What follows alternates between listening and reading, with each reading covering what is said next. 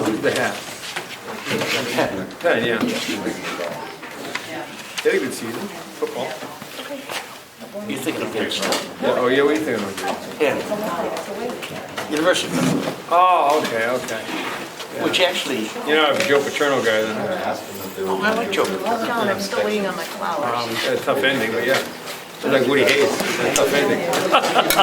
Actually, back in the 50s, 40s and 50s, Penn was a... Saw you killed that Yeah, And then when they fishing game guy. joined the Ivy League, they had the... that's back down, yeah. I watched the I watched the hearing Yeah, you because know it. I co-sponsored because one of the guys It was wasn't only a year or two he always puts out I the even let the, So thing go to the I figure it's the, and I watched the hearing and I'm like, Actually, they go in the playoffs. Watch the exec session or no? But next year... most of it, yeah. This is regurgitated from last year. No, I know. I just try to do that. No, again, I did a bill 3-4 years ago on a disabled company that because of person has. Yeah. Yeah. Well, I think Claudine really thinks it should pass, but when He's a study hall. yeah. All right, noontime, we will get started. Okay.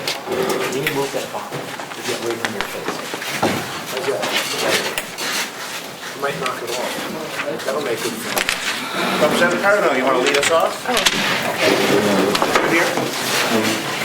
I pledge allegiance to the flag of the United States of America and to the republic for which it stands, one nation, under God, indivisible, with liberty and justice for all. Yeah, yes, let's do that. Still waiting my thing. I'd like to thank everyone for being here today. Mr. Clerk, would you call the roll?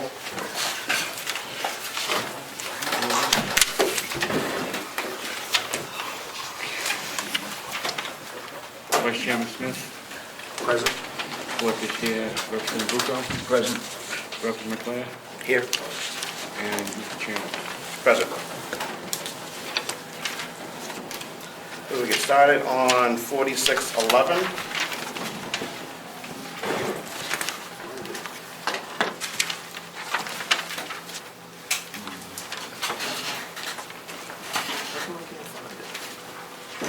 Page 2. I'll be towards the back. Page 18 at the bottom. Page 18. 18. 18 on this. Do you want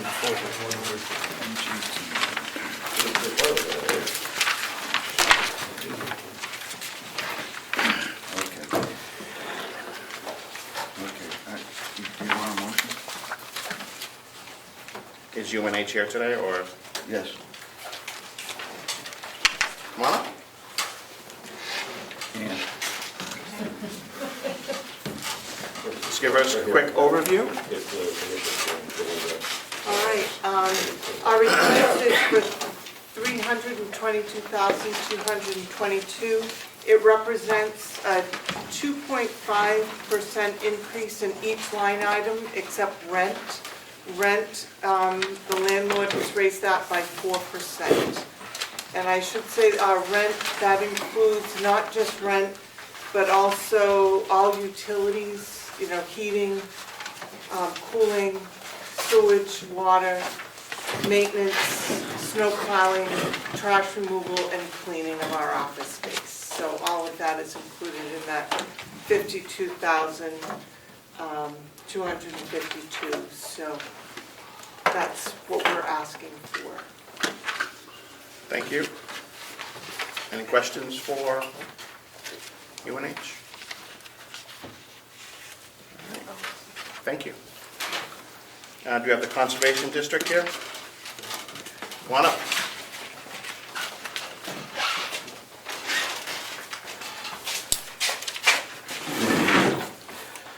Morning. Morning. My name is Steve Capicchio. I'm the chairman of the Board of Supervisors for the Carroll County Conservation District.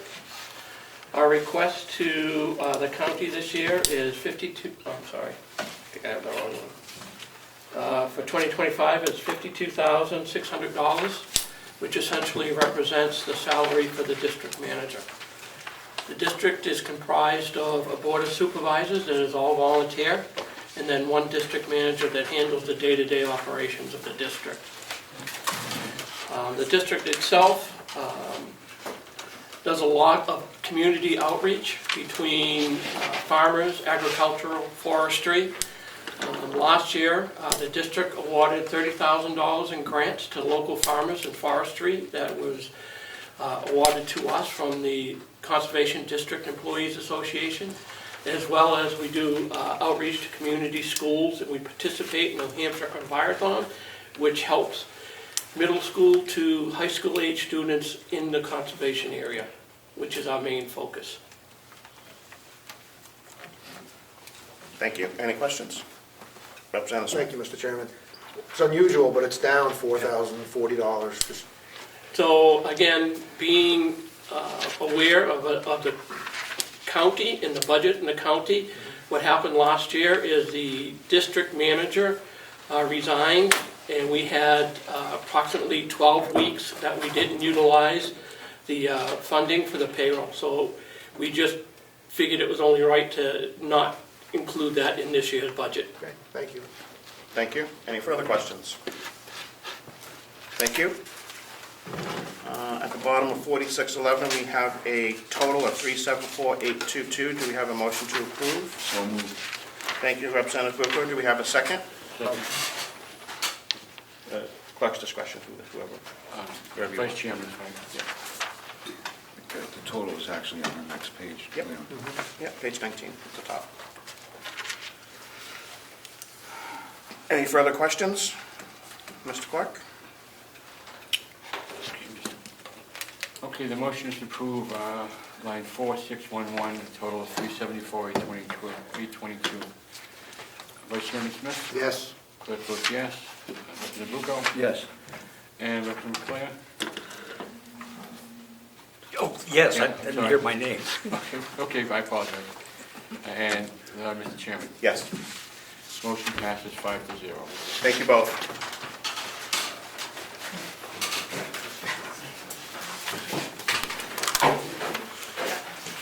We're moving on to BEAS, my favorite. One of my favorites.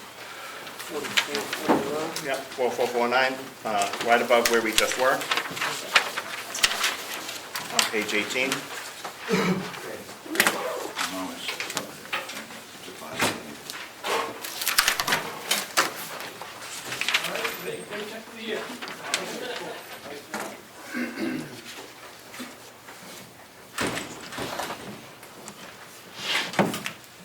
well, It's quite the number, huh, Tom? every year, and it just flies through. Yep.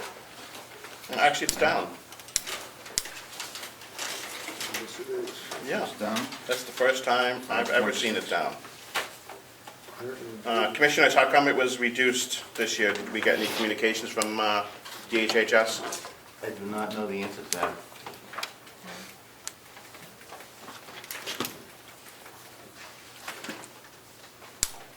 Can you state the amount, Mr. Chairman? $5,644,493. Thank you. You're very welcome.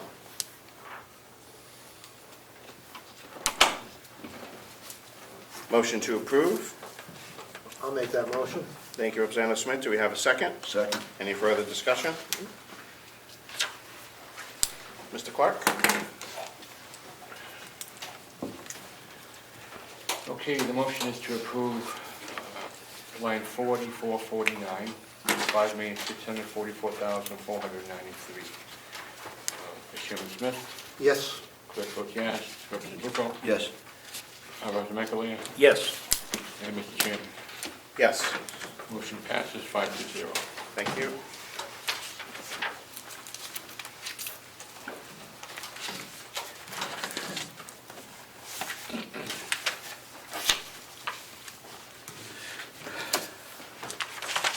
Uh, 4151 Treasurer, page 10.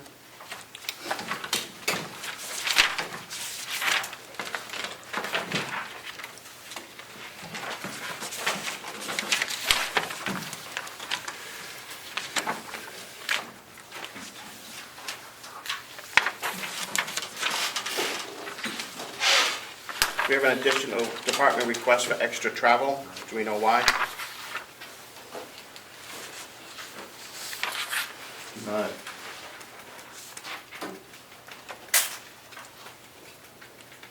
One second.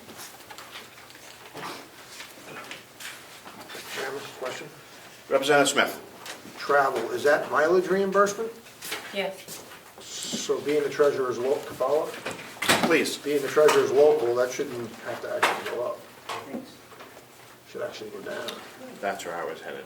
But thank you, Representative.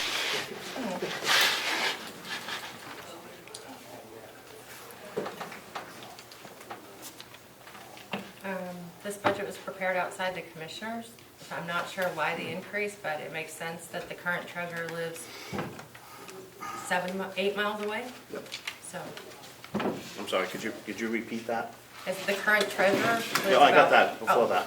The commissioners weren't part of preparing this budget for this department, so I'm not sure why the increase. I don't have any notes on that. Thank you. Yep. So I can't answer your first question, but the reduction seems reasonable, or reduction.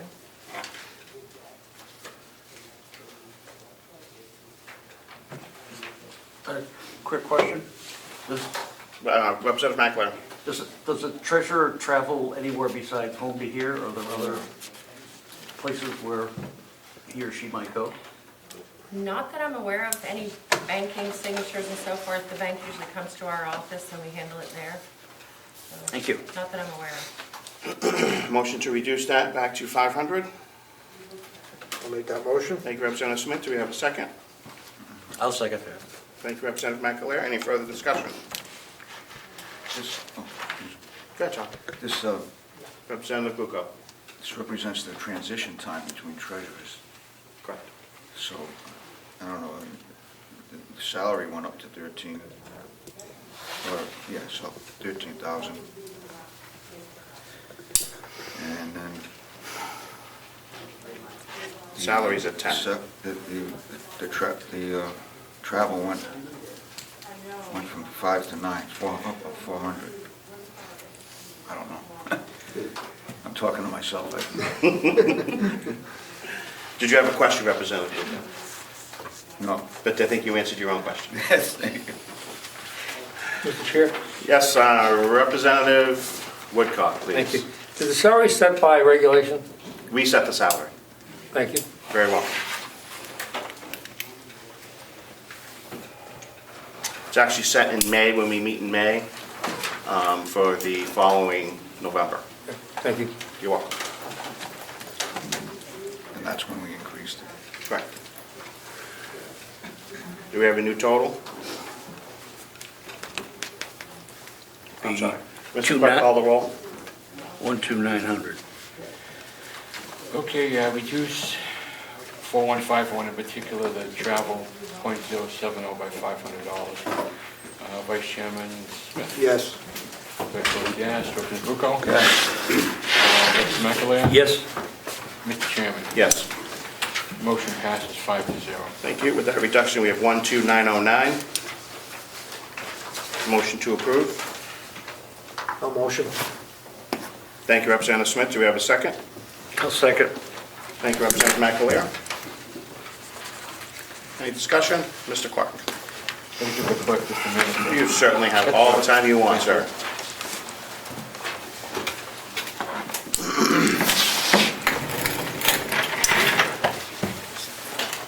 Okay, the motion is to reduce line 4151 by $500, and the total will be $12,909. Mr. Chairman? Excuse me. 910. Sorry. I believe, Mr. Chairman, Please. I believe you said you would, well, you said reduce it by 400, so going back to the same thing, so to I thought I said 500. 500. Yeah, okay. Yeah. Just, Yep, we've got 500, the line will be 500. Yep. Okay, so the new total for the treasurer is now $12,909. 910. 13,310 minus I've got 13,309. how? That's what it says on the sheet. Wow. So that's what happens when you work off two separate sheets, There right, you go. Mr. Chairman? Mr. Clerk? Thank you. Yeah? Oh, if I could, I know why. In the column, so I probably should have started out like this, explaining before the meeting, and I do apologize, but the spreadsheet that you received back in, on 11/26, which you guys received on the 9th of December, there are several rounding errors in that column. So if you add up the treasurer's budget, it doesn't equal 13,309, it equals 13,310. We found a lot of variations in here, $1, $2, either way. So as you go, if you wouldn't mind my interruption, there's like, say. So it's just a rounding error in Excel? Yep. Understood. In the document you were provided on December 9th, yes. So I do have those corrections if you'll allow me that as we go. Do you have correct totals? Hold 1 second. Representative McDonald. I think they can probably find $1 to $2 in the budget, so we don't have to worry about that at this time. Just want your bottom line to be right, and we're a line item budget, not a bottom line, so I just want to make sure it's accurate, Mr. Chairman. Yep, I agree. Okay. Okay. We will stick with 12,909. If we need to find $1, I'm sure that we'll see a transfer for it. Okay, the motion is 4151, treasurer, reduced to 12,909. Vice Chairman Smith? Yes. Clerk votes yes. Representative Bucco? Yes. Representative McAleer? Yes. And Mr. Chairman. Yes, Motion passes 5-0. thank you. 4155, Human Resources is next.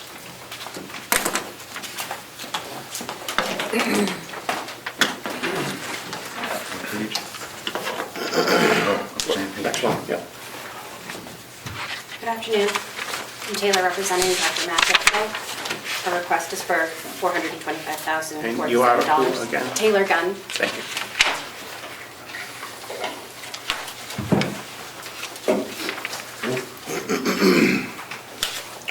Any questions on Human Resources for Ms. Gunn?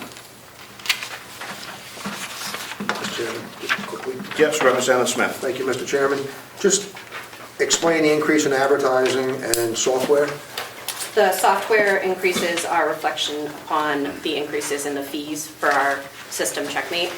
And the other line items reflect our need to push for a stronger strategy in advertising and recruitment. Could you be more specific in charges from Checkmate? Is that do you use their platform, or are you on their cloud system, or how does that work, or do you have an internal software?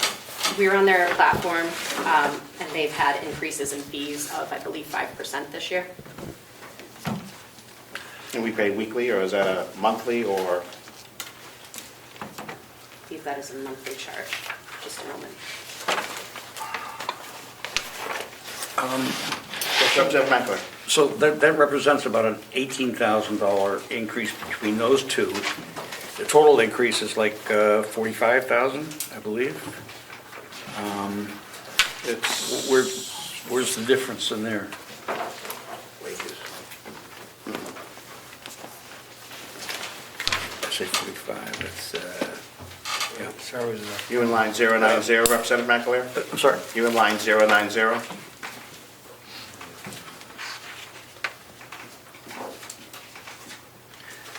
Yeah, that's like 14,000. Yep. And then the difference is 5,000 on the advertising, that's 18,000. The total is like 45,000.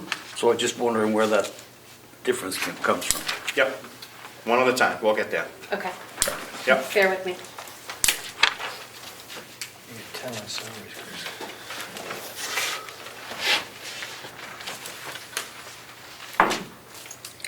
I see another 10 in salaries. Salaries, I believe, were the standard 3% increase that was proposed.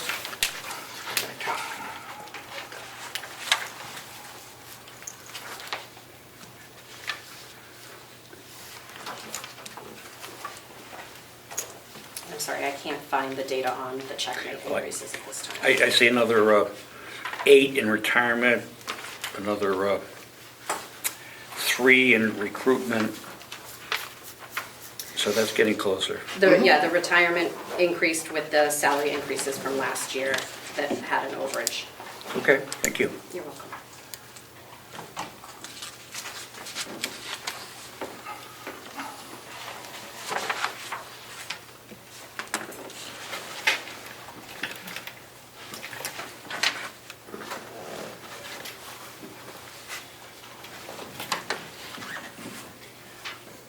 I have one more. if you- Representative Smith, please. Thank you.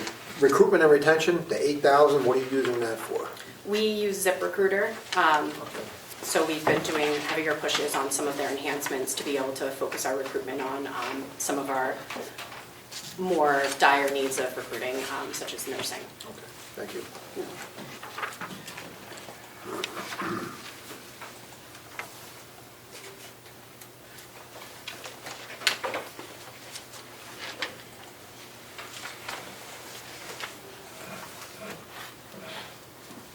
Any further questions?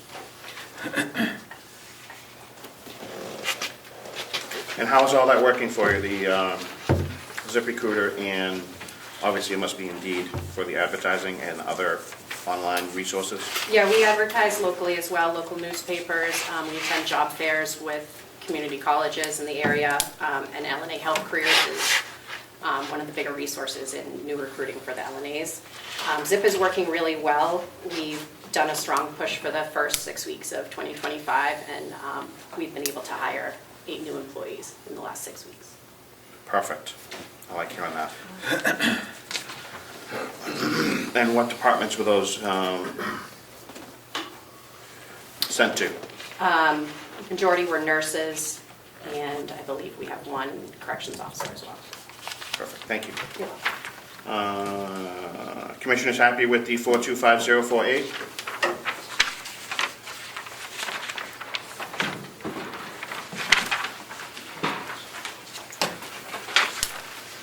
Page 11.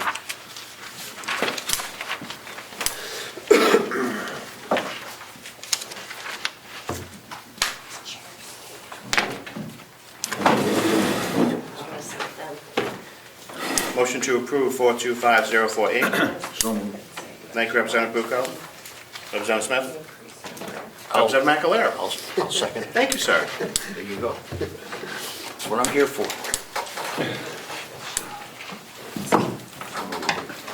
Okay, the motion is to approve 4155 Human Resources for $425,048.26. Vice Chairman Smith? Yes. Clerk votes yes. Representative Bucco? Yes. Representative McAlera? Yes. And Mr. Chairman? Yes. Motion passes 5-2. Thank you. 471, 4721, and 4723, all on page 19 at the bottom.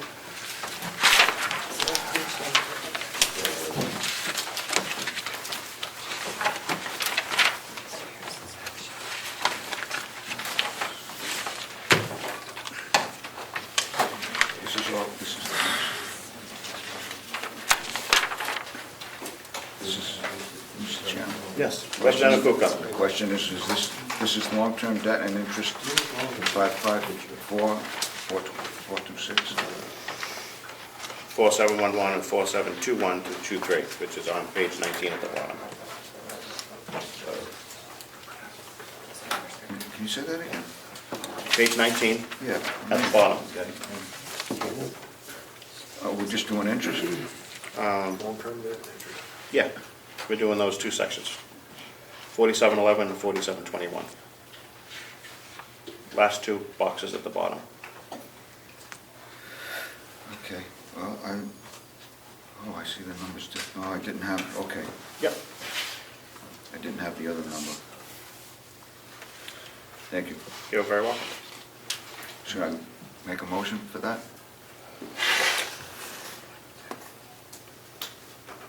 Sure.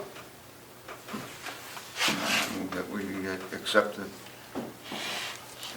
the amount for lines 4711 and 4721 to 23, One at a time.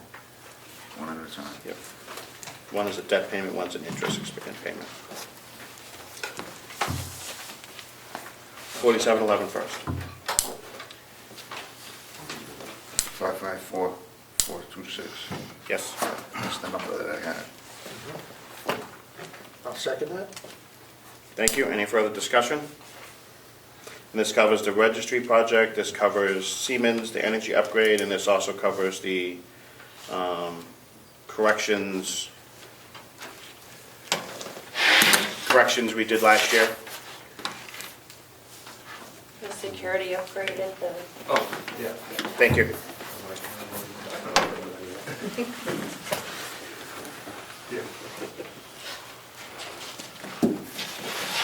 Mr. Clark? Okay, the motion is to approve line 4711, which is long-term debt in the amount of $554,426. Vice Chairman Smith? Yes. Clerk votes yes. Representative Bucco? Yes. Representative McAleer? Yes. And Mr. Chairman? Yes. Motion passes 5-0. Thank you. Representative Bucco? So, I move that we accept 4721 to, let me find that one first.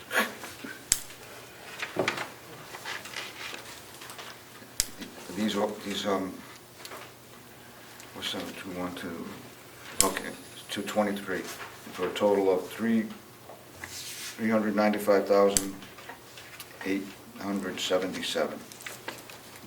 Do you have a second? I'll second. Thank you, Representative McAleer. Any further discussion? The tax anticipated note, what interest rate are we at right now? We haven't secured the TAN yet for 2025. We're in the process of doing that, so we don't have a number for you yet.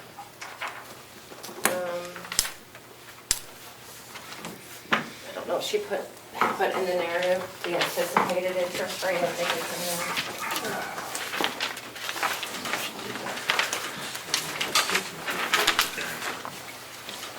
Can't be sure. Let me look.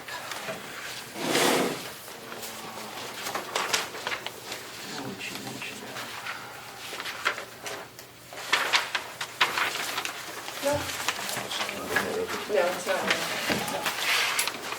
We don't have that yet, Mr. Chairman.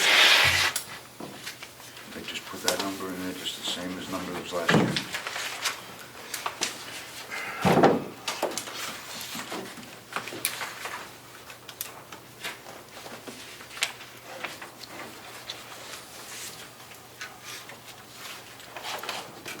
Let's move that line because we are not coming back to it. We'll handle with the delegation if it changes. I'll make the motion. Thank you, Representative Smith. I'll second it. We already have Bucco and McAleer for that already. 395,877. Mr. Clark. Okay, the motion is to approve line 4721 to 23, the amount of $395,877. Thank you. Vice Chairman Smith? Yes. Clerk votes yes. Representative Bucco? Yes. Representative McAleer? Yes. And Mr. Chairman? Yes. Motion passes 5-0.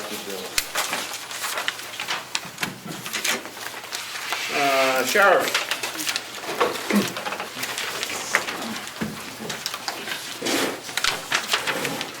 $4211. Chairman, you call the page number, please. Pardon me? You call the page number, you're on, please. Page 14. Thank you. You're very welcome. Sheriff Ashardi, at our last meeting, you presented us with the contract. We have received your numbers. So Representative Smith? So, Sheriff, thank you for sending us the wage information that we requested. And we discussed through email that initially I was a little hesitant based on the large increase that was being presented to your staff, but after reviewing the data, I overwhelmingly support it.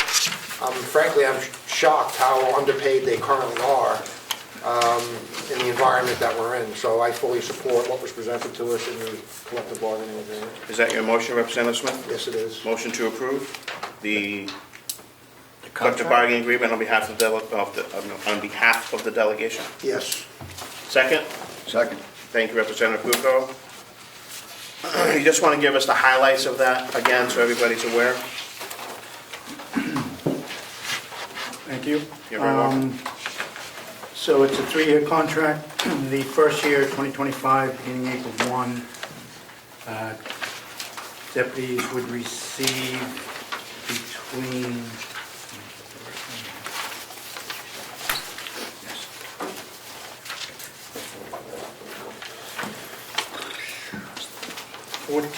and majority would receive 14%, the rest would receive 20%, the newer hires. And dispatch would receive 14%, 20%, or 18%, split amongst the 12 individuals. The second and third year are 5% across the board for each deputies and dispatch. There are stipends set out in it for field training officers, firearms instructors, things like that. These are annual things that they have to keep recertified in. So right now we're paying a stipend for dispatch trainers, $20 a day, basically.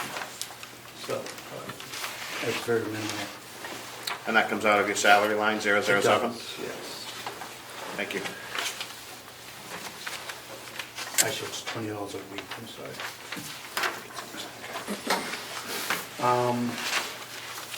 The insurance change in this would be to run with the rest of the county.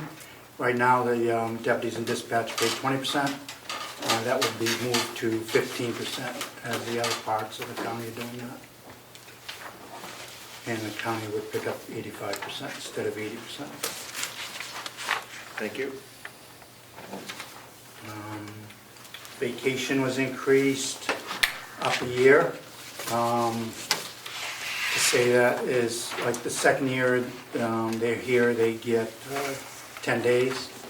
That would now become the first year, 10 days. Second year, they'd get 15 days instead of waiting after 3 years. So a vacation increment basically steps up in a year. Okay, and is that front-loaded, or they have to put in so many They have hours to to get so many complete the days? year. They have to complete the year to get to 2 weeks? Yep. Thank you. And that's the big parts. Yep. And everything that is in this contract is already currently reflected in the budget? Yes, sure. Representative McAleer? Quick question, when does this all kick in? When does the... April 1. April 1, thank you.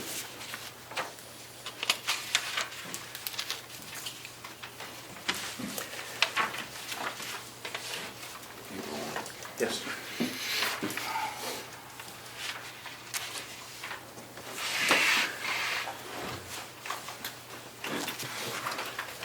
Any questions for the sheriff on the contract?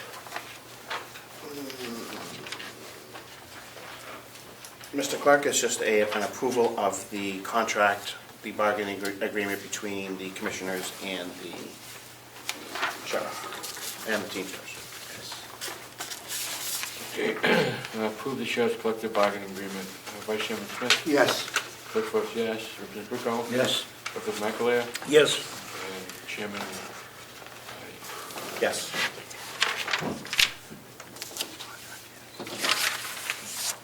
All right. Sheriff, that bill went through that you wanted for your details. Okay. It made it through the House, not sure where it's going to go. Or is it in For the finance? Senate? I think it went to finance. So when it comes back, we'll see what happens. Do you need the changes, would that be for next year's budget, or would you like the changes to this year's budget? I'm not sure it's retroactive if we can or not. As you stated, and as it's known, that the counties are not mentioned in that paragraph of that law yet. We hope it will be. So it doesn't really reply that you can or can't do it, as we talked about. You do see that that line is over. I'm not going to replenish it, as that would be taxpayers' money paying for details. It was replenished it's offset by revenue more than what that is down, so, and that's what we're hoping this law will enforce, that counties are allowed to have a revolving account, which is what this should be. Okay. So 002 on your details grants, you need that removed. Well, we should keep a holder in there. Currently, you're showing the 80,000?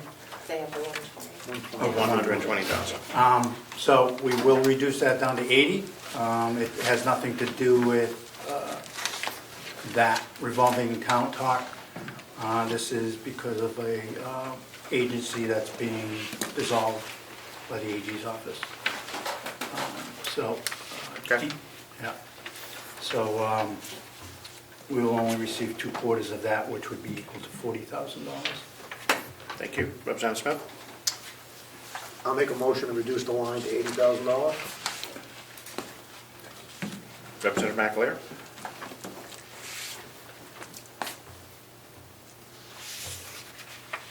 You want to second that? I did. Representative McAleer, yeah. Oh, okay. Sheriff. Any further questions on that reduction from the sheriff? Mr. Clerk? Okay, the motion is to reduce the sheriff's budget 4211 line .002, which is details and grants, to $80,000. Vice Chairman Smith. Yes. Clerk votes yes. Representative Bucco. Yes. Representative McAleer. Yes. And Mr. Chairman. Yes. Motion passes 5-0.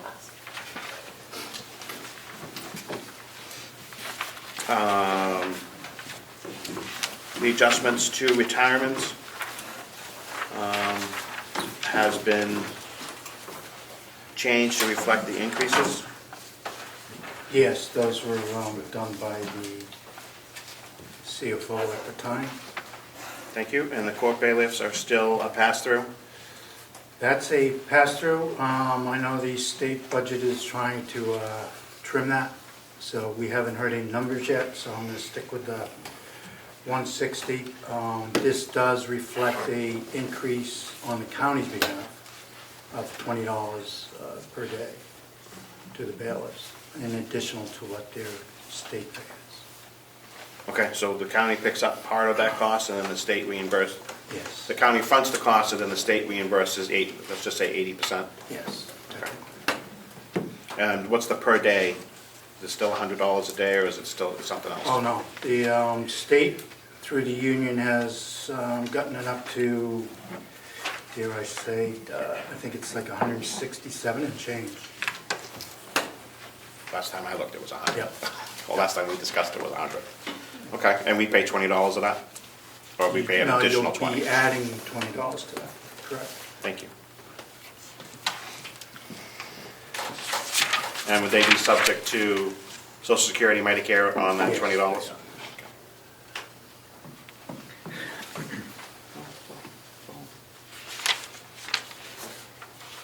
And the medical insurance, we do see a reduction in that.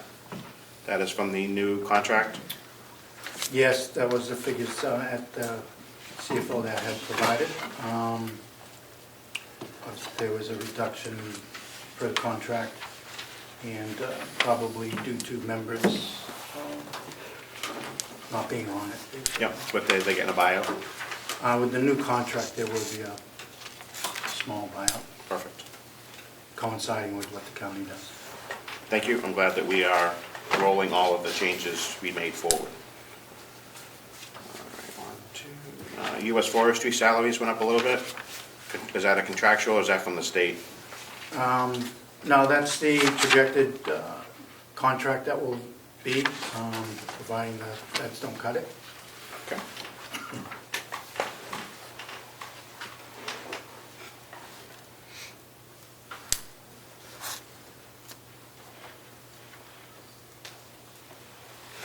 Actually, yes, you are. On that, that is due to the increase in what the detail rate will be. Thank you. Vehicle expense is staying flat. How is your fleet? This We did get down to almost the bottom line of that, so it is, the Tauruses are being phased out. I think we have 2 left. That will be spares, basically, for the next year. So then we'll start turning over the Chargers, which are beginning of 2021 was the first Chargers bought. Okay. So we should be in pretty good shape. We may be looking at 3 cruisers next year. We're only getting 1 this year. And yet to be determined if Dodge is going to bring back the sedan next year. Yeah, I wouldn't count on that. They're, yeah. All right, boom, boom. Any questions for the sheriff on his budget? There are a couple line items that, if I could,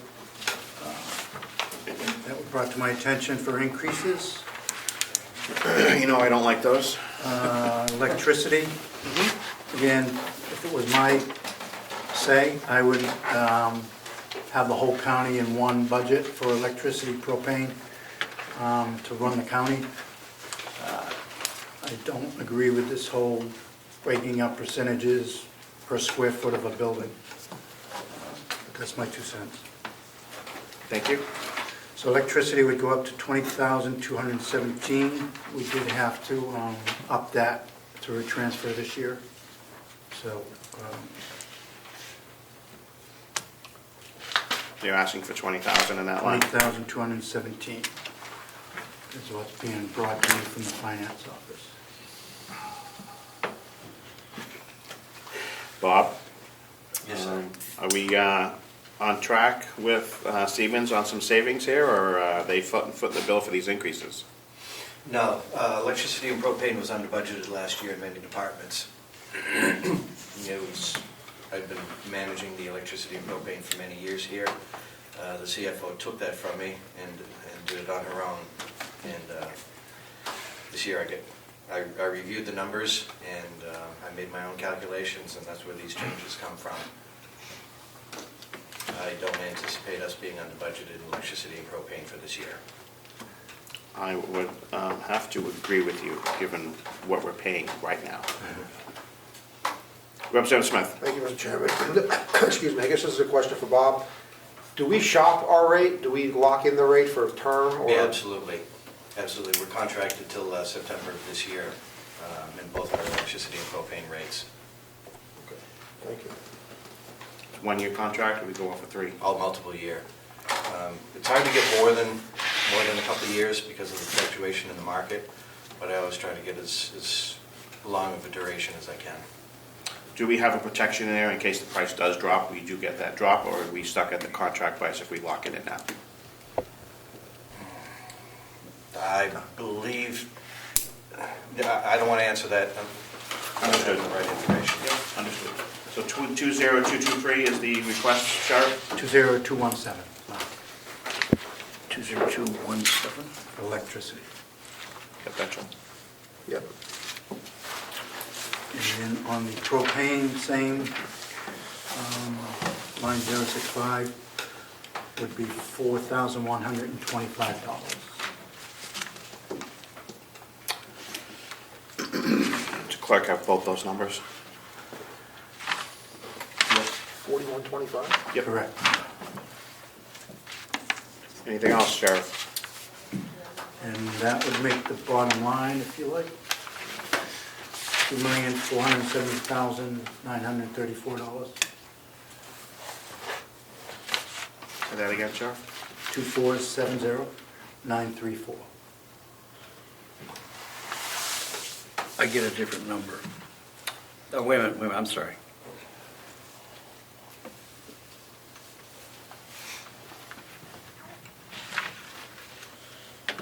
Representative McAleer? So it was,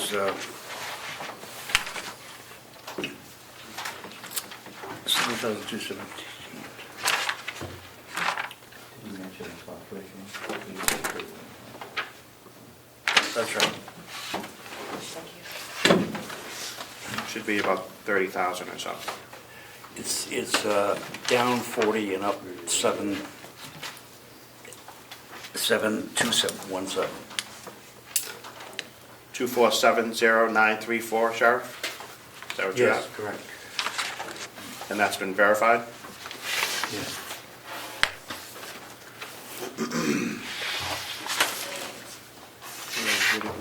We need a motion to make those changes. Did we make the 80,000? Yes, we've done that, yeah. Motion to adjust the line 061 and 065 respectively of the sheriff's request. I'll make the motion. Thank you. Representative Smith, do we have a second? I'll second. Representative McAleer? Mr. Clerk?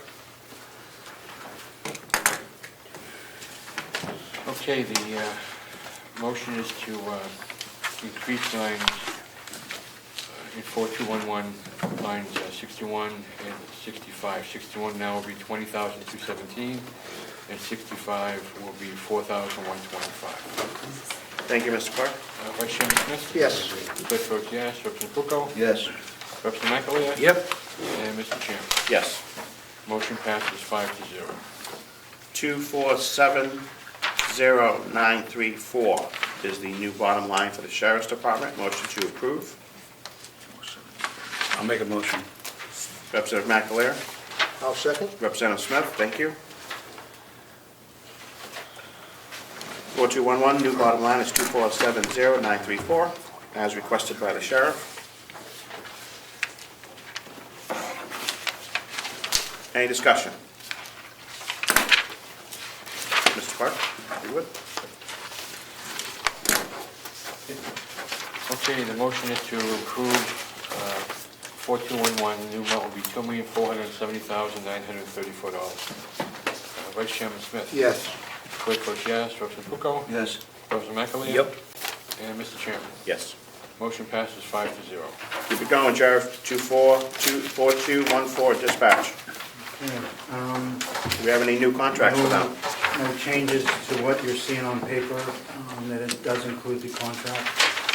Is there a new contract or a contract we approved last year? For Dispatch? the Teamsters, it's the same one. Same one? With the sheriffs. They're Perfect. involved in that. And everything is adjusted from that Yes. into here for Correct. dispatch as well? Yes. 1211169 is the number you have, Sheriff? 1211, round up 170. Another dollar. You're okay with the dollar, Sheriff, if you need to And transfer? maybe that's probably, I'm guessing on that NCIC terminal is a dollar.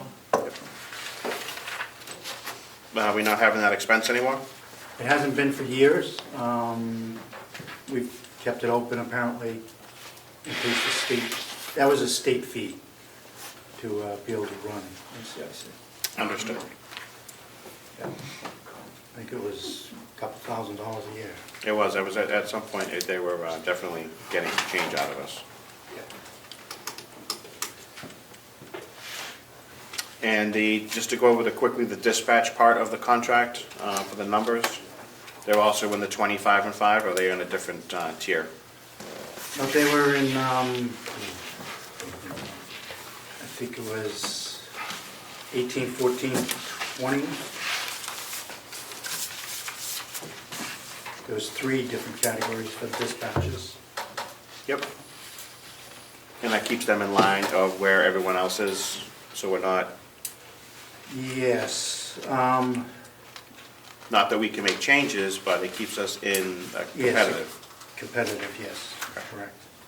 So yes, 14, 20, and 18% for the 12 people. Thank you.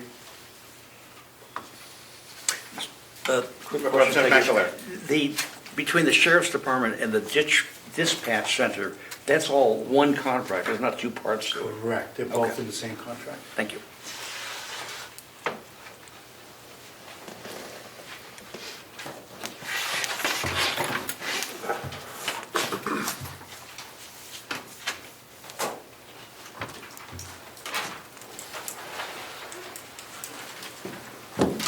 Any further questions for the sheriff on the dispatch?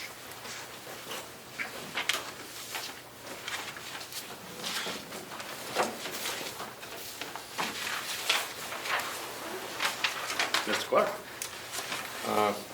Motion to approve dispatch 4214. I'll make the first on that, in the amount of $1,211,169. Thank you. And second? Oh, second. My apologies, Mr. Clerk. Second, Representative Pucco?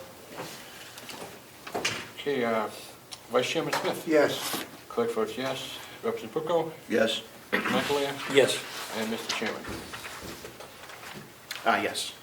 Motion passes 5-0. 4123 and 4124, thank you, Sheriff. you. Did you want to go over your capital, or you want to wait till we have a, We can, yeah, because while you're here, if you have any questions, we can, and also, just forward a point, you did get the notice of that revenue annual increase that you have to approve. yep, I just saw your, I remember you said you had one cruiser in here, so I just want to make sure that we are taking care of that before you go. Capital, Yep. and that would also involve a taser purchases for the deputies. That's your 70,000? That would be included in that, but the taser purchase, we finally got it right, to outfit, I think it was 13 tasers. It's up around $45,000. The taser company allows basically a 5-year lease term. First year would be $3,500 ballpark. Additional years after that would be $10,000. I was going to ask you if you did the lease program, if we bought them outright. So we that do- would be the lease program. Okay, and that's included in your, Yes, that's included with that. Okay. Would be cruiser. And that will also cover a 25% of a New Hampshire Department of Safety patrol enforcement grant. The county's portion would be about, that's right, 2,500. oh, okay. Actually, it comes out about $4,900. The 80-20 Basically, split? you're getting 4 brand-new radars for the price of 1. So it's a $25.75. And then the same on the hourly rates for speed enforcement, hands-on, no hands on phone enforcement, things like that.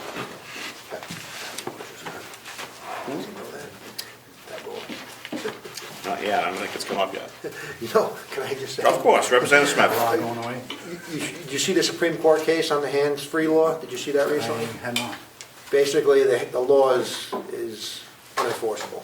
So just read about it and educate your officers on it. It came out a week or two ago. The state? If you're, yes, Yep. if you're holding a, you mind, Mr. Chairman? Of course, If please. you're holding your cell phone in your hand, you can't be charged with communicating on a cell phone while driving. Interesting. It was Supreme Court a couple weeks ago. So Sheriff, so there's 3 or 4 things in that, in your request for 70,000, and it encompasses all of them? Correct. Thank you, and motion to approve the $70,000 request in 490095 for sheriffs under the capital expenditures, excuse me. I'll make that motion. Thank you. Second? Second. Thank you. Any discussion? Mr. Clerk, when you are ready, sir.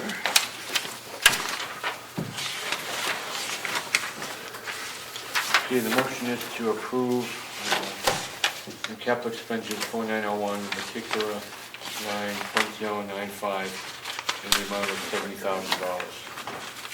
Vice Chairman Smith? Yes. Clerk votes yes. Representative Pucko? Yes. Representative McAleer? Yes. And Mr. Chairman? Yes. Motion passes 5-0. Thank you. Sheriff, your revenue while you're here. 415.5, is that going to be reduced? Correct. That would be reduced.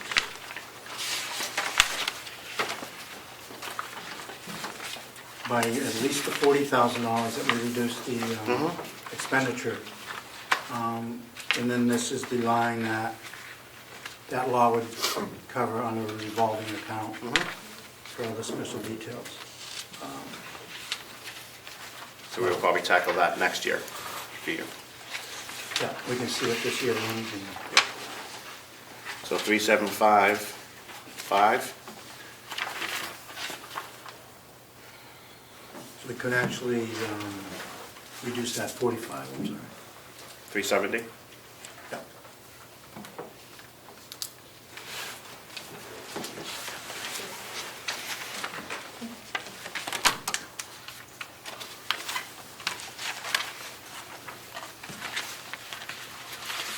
Any questions for the sheriff on his request? Motion to approve $370,500 in revenue or income from the sheriff's office. Motion to approve. I'll move. Representative Smith, second. I'll second. Bucco, thank you. Discussion? Mr. Clerk. Okay, the motion is to reduce the sheriff's revenue from $415,500 to $370,000. Vice Chairman Smith? Yes. Clerk votes yes. Representative Bucco? Yes. Representative McAleer? Yes. Mr. Chairman? Yes. Motion passes 5-0. Thank you. Anything else, Sheriff? I think that kind of wraps you up. Yes, just again, to reiterate on that civil writ increase. Where is that? 3.4%. It doesn't show up because, again, it's a minimal increase in revenue. It's not an expenditure at all. It's solely done by the customers who are sending us writs, pay that fee. Okay. So You need a motion? the base fee will go up $1.14 to $34.69. Need a motion to Yes, the, approve? Have the commissioners approve that? they probably just saw it also, because we just got the number last week, that we have to use this under the CPI. Because that's built in, the CPI is built into that elevator, it's elevated through that law? Yes, yeah.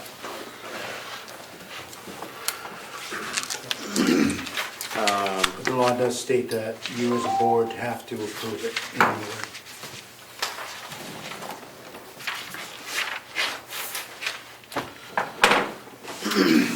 All right, we will motion to approve pending the commissioner's approval. So if they approve it, our approval will carry. Just, if I could make a point, it does only need your approval, but Oh, by law. wonderful. Wonderful. It's even easier. So scratch the pending commissioner's approval. Motion to approve the sheriff's request for a 1.91% dollar increase in writs. 3.4%, 3.4%, what was the dollar? $1.14. $1.14. That's what that figures out to. 3.4% increase. Yeah, which equates to $1.14.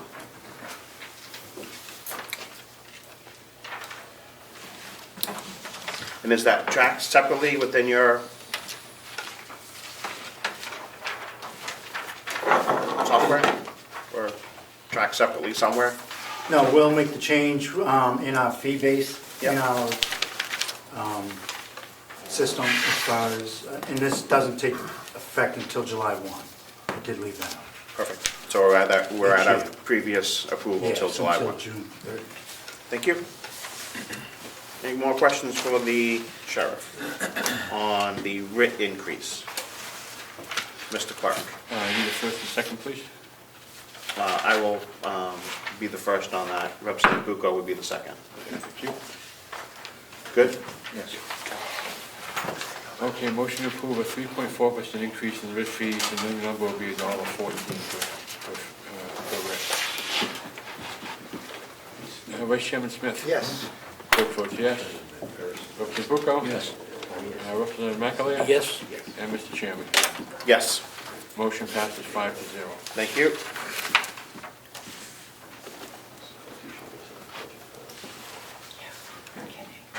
Do we need to adjust your Revenue on the writs. revenue on the writs for that? No, again, it's minimal. At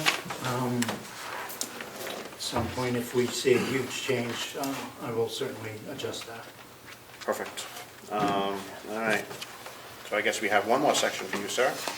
1003401 point on page 3. Sheriff's income, 4155. I'm guessing we need to adjust that somewhere. Think Under so. special details? I think we did that. We did that. Remove 45,000 on the revenue. Correct, you have another section where it, writ fees, forestry, bailiffs, details, where your pass-through is.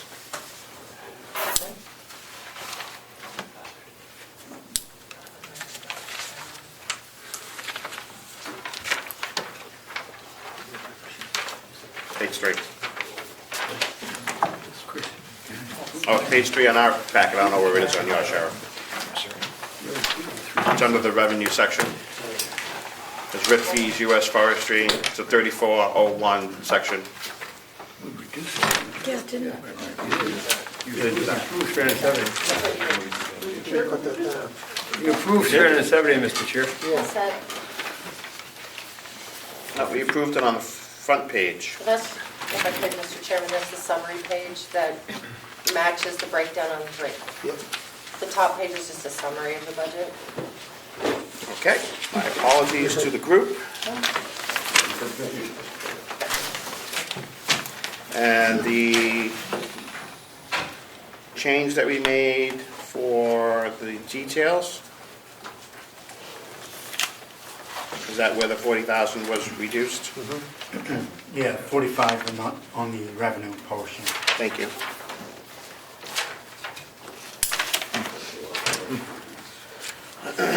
The US forestry is the same, Albany agreement's the same.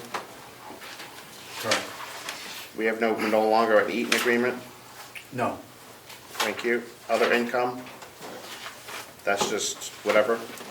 Yes. Thank you. My apologies to the group. And I guess you are all set, sir. Thank you. You're welcome. 4123, 4124. Page 6.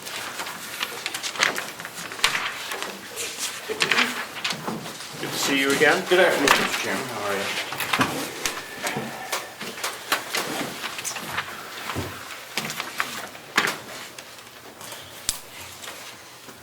Want us quickly through your budget? Sure. So I guess I'll start with I have the same adjustments to the propane and electricity that the sheriff has to make different dollar amounts, but it was under budgeted, and so I have a new bottom line to consider. Okay. So Let's do your electricity and propane. electricity, which is line 061. Yep. New number is $15,518. Okay.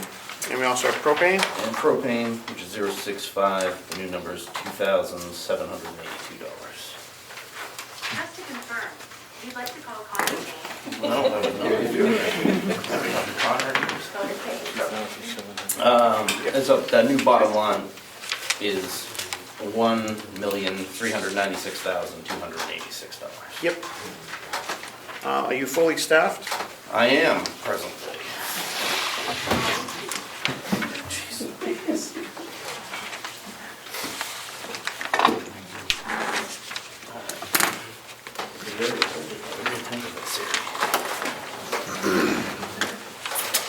Are you anticipating any openings soon?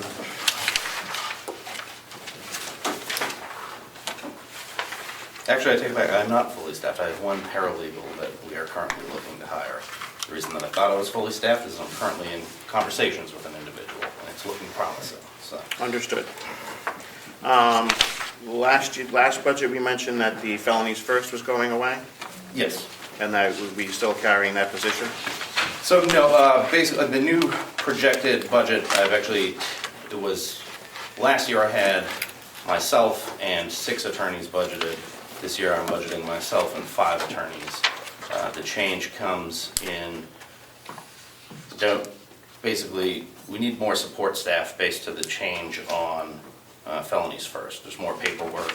The attorneys are appearing in multiple courts. So we're getting multiple notices, hearings in multiple courts. So I had a part-time paralegal position that was converted to a full-time paralegal position, and we reduced the attorney roles down to 5 attorneys plus myself. Thank you. You're welcome. All right.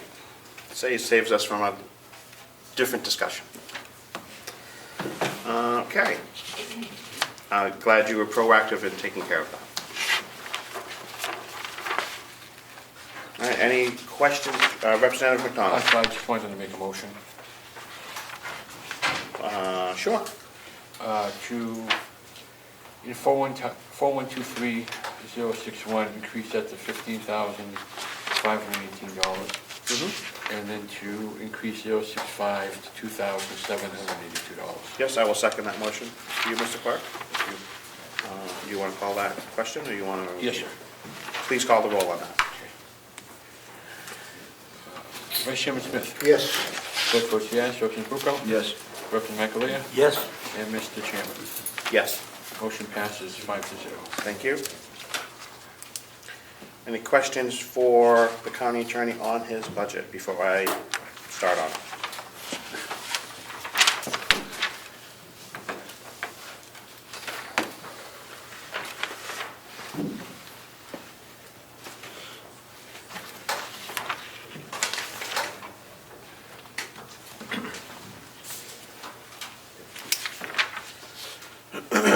When you're, I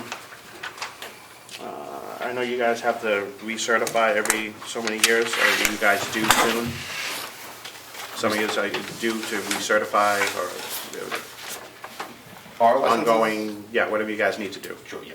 The attorneys have a yearly bar certification. And that is in, That is in education. No, that one is in.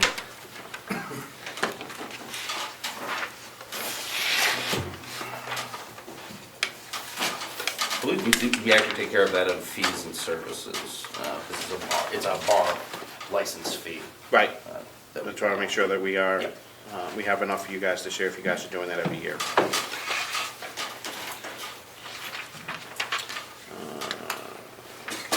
Question, Mr. Chair? Sure, Representative Woodcock. Thank you. Through the chair, if you would. Huh? I'll ask it for you. Okay. Just interested, just curious why the retirement stayed the same if they reduced one staff. Mr. County Attorney, would you answer that question for the representative?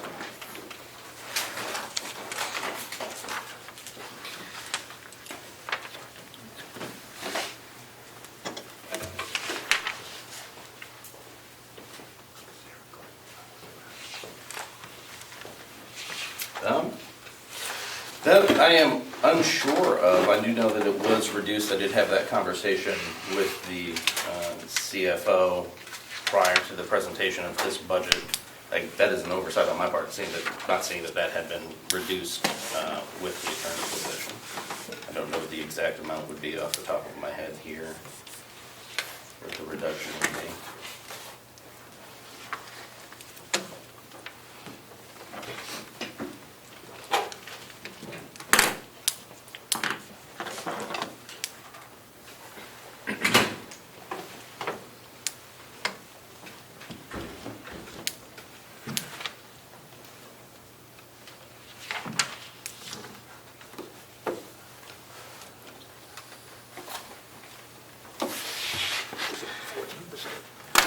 I want to say, I think they're at 14% for your retirement. So it's around 3780, should be down based on salaries.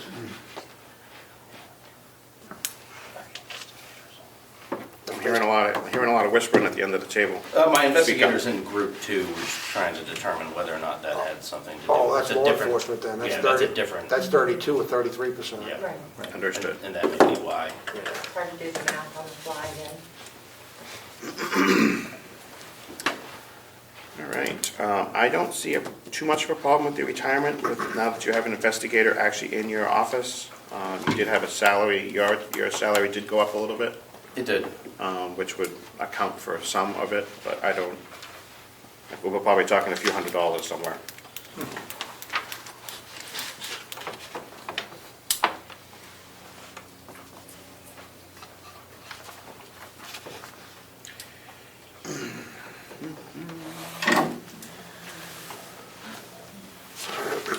For your transports, Yes.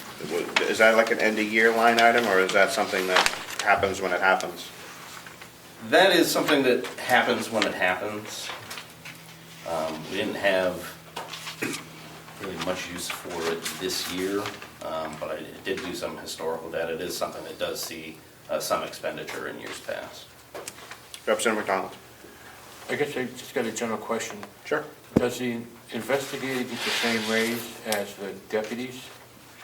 Or how's that gonna work? Her salary is controlled through my budget, not through the sheriff's budget, so she gets the standard increase that was approved by the commission, which was a 3% pay raise. Okay, thank you.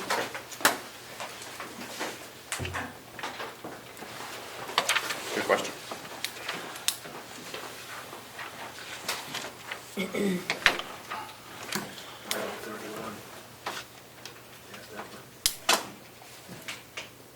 Yep, the civil commitments pronouncements, is that the, I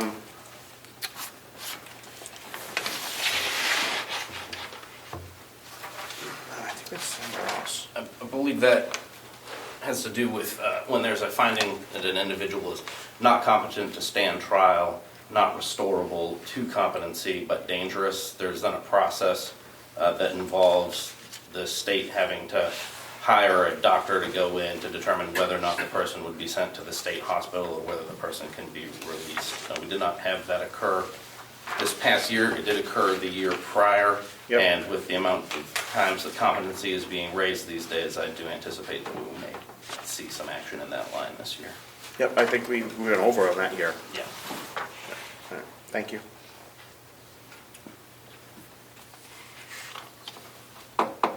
And your software, that is your, It's our information management software, PBK. gotcha. All right, you have a new bottom line with your additions? Yes, $1,396,286. I'll move that, excuse me, I'll move that amount. Thank you, can we get it one more time? $1,396,286.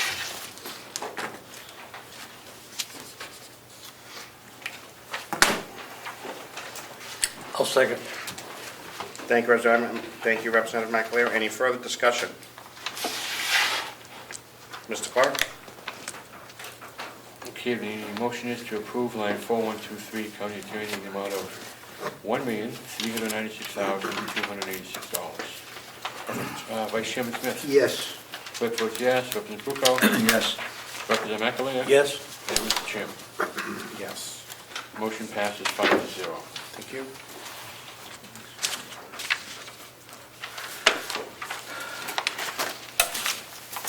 (4124) Victim Services. Just want to give a quick overview of what that department does. Sure. So the Victim Services Department basically keeps our office in compliance with the Victims' Bill of Rights, which is an RSA that requires us to inform victims of hearings, possible plea negotiations, what the actual settlement of the case is, provide them dates and times, basically take their feedback, work with them through the criminal justice process so that they're not left behind while the state is doing its work. Thank you, and you just go over quickly how it's funded. So it is funded primarily through the delegation here. There is a grant that covers a portion of the director's salary. In this budget, I did not include that reduction for the reason being we were scheduled to have the annual, this is how you fill out the grant application meeting, was supposed to be scheduled in January. The morning of the meeting, we received an email saying we're not going to have that meeting this year. We're not sure whether or not we're going to have funding.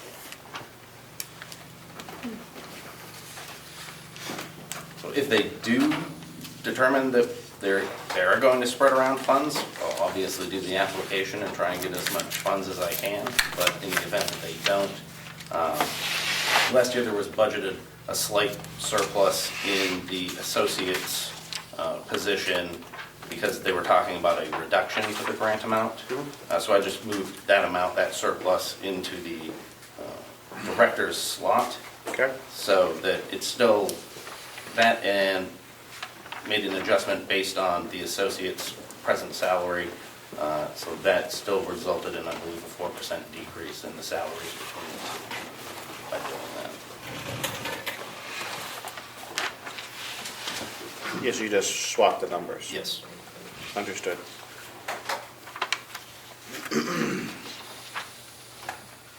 And that program has been working so Very far? well. Yep, very well.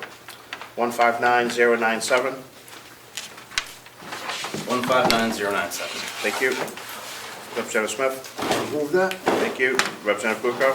Second. Thank you. Any further discussion? Mr. Clerk? Okay, the motion is to approve line 4124, victim services at 159,097. Vice Chairman Smith? Yes. Clerk votes yes. Representative Bucco? Yes. Representative McAleer? Yes. And Mr. Chairman? Yes. Motion passes 5-0. Do we have any revenue from your department? Because I remember we had one at something at some point coming out of... I do not carry a revenue line currently. I think we started a program and now we don't do that program any longer, or is that? We have the program, it's just not generating any revenue currently. Most of the people that get into it apply for a waiver of the fees that go with it, because they typically are indigent defendants that are applying for the program. Okay. And are we funding that through taxpayer money, or is that just a wash? It ends up being a wash. The program is funded through taxpayer revenue in that the director's salary is paid through my budget. He's included in my salary line, but that any other costs would be in my fees line as well. So it's carried in my overall budget. It doesn't have its own budget lines. Okay.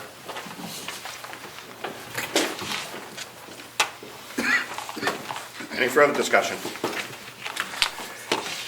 For the county attorney, I think you're in 3 sections. We have another section for you. Ms. Siemens?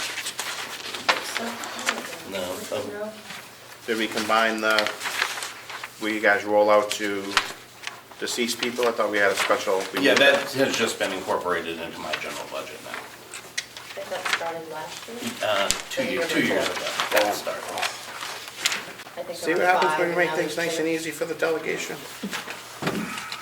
We roll right along. I do my best. Yes, try. Thank you, County Attorney. Thank you. We will be in touch. Yeah, thank you. Thank you. Registry of Deeds. Good afternoon. I'm Karen Rhines, the new register. Nice to meet you, Nice Ms. to Ryan. meet you. And some of you I've met before. Yes, welcome. Thanks. I have just a couple of handouts I prepared. Let's get you some of the good ones that make sense. So do we also have adjustments for you? Yes, the same electric and propane. Let's see, I have that.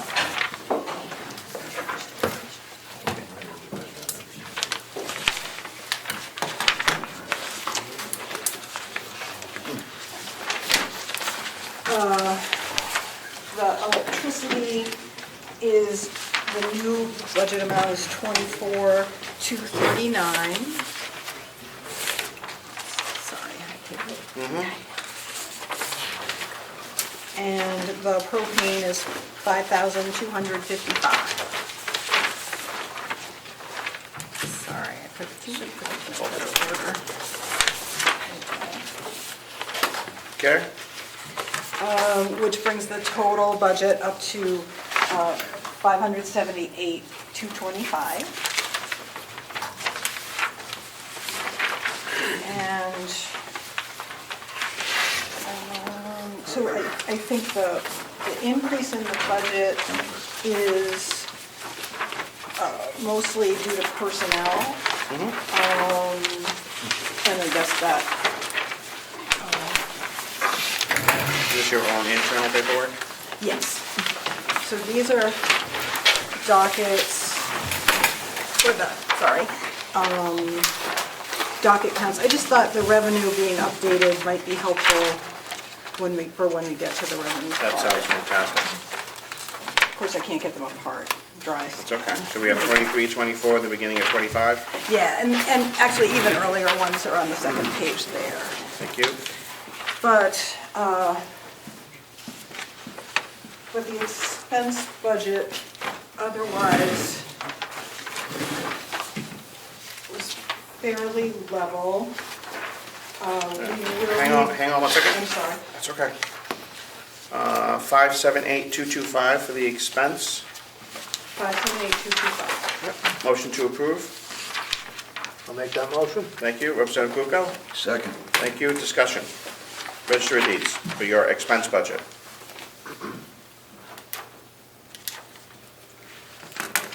Just a quick overview. Okay. I know it's not your budget, but Yeah. But like I said, the personnel changes are the standard 3%.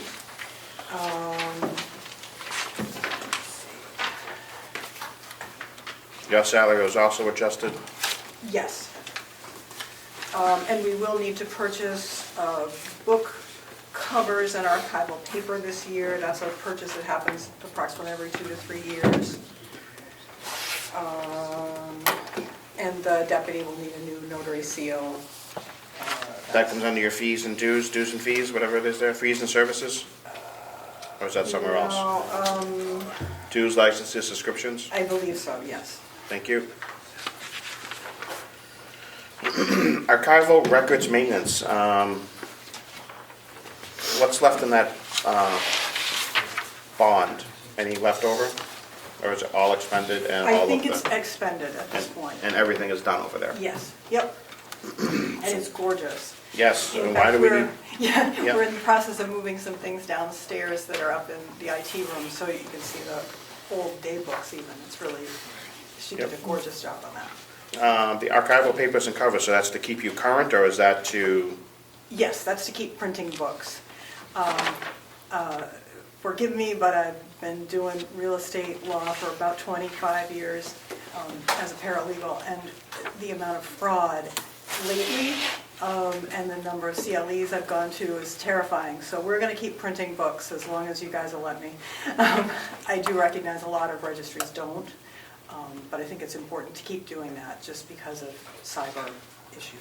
Yep, I agree with that. I just wanted to make sure that we were continuing forward Yes. from the bond. I don't want us to stop, hard stop there and then have it fall behind Oh, again. no, yes. Okay. Quick question. Representative McAleer. Thank you. Can you tell me exactly what fraud you're seeing?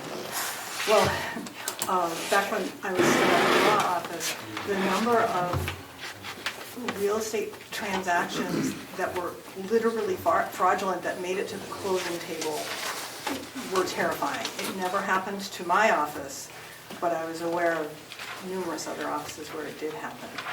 Because people, and maybe this is because we allowed ourselves to go online. I know it's popular, but people are recording deeds that are fraudulent, and we can't tell, you know? It's the electronic signatures and electronic notarization. I'm old school, and it boggles my mind. Thank you. Well, since our chairman's not here. Follow up?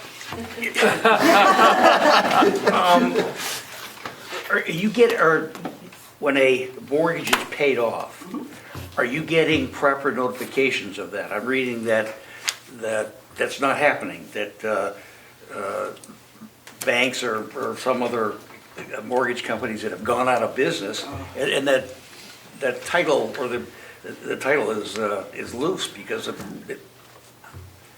I can't say because I'm not actively doing searches, and even when I worked in a small office. I will say I've had to chase a lot of discharges in the time I've been doing this, and we certainly get lots of e-recorded discharges. Yep. I am aware of the new bill, I don't know if it's in the House or Senate, about considering bank mortgages forgiven after something like 35 years or 5 years after the,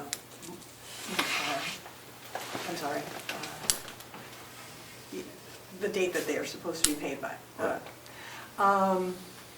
That seems really quick to me, but. Yeah, I'm understanding that people are going to, sell a house, and it's not recorded that their mortgage is paid off.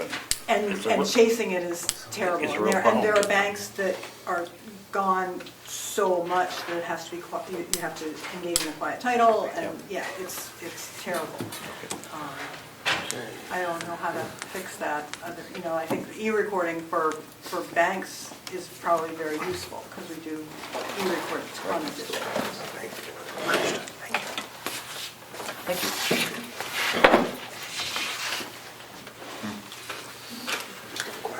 Any further questions?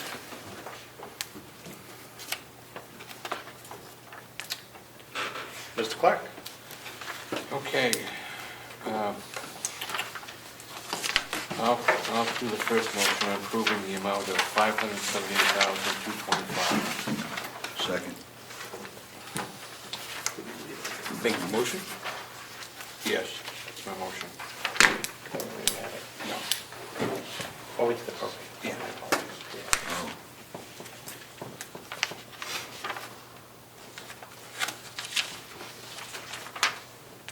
Motion second? Yep, Representative Bucco? Yep. Seeing no further discussion, Mr. Clark? Okay, that motion is to approve $578,225. That includes the adjustments to line 061, increase to $24,237, and line 065, an increase to $5,255. Vice Chairman Smith? Yes. Clerk votes yes. Representative Bucco? Yes. Representative McAleer? Yes. And Mr. Chairman? Yes. Passes 5-0. Thank you. Registry of Deeds also has a income schedule.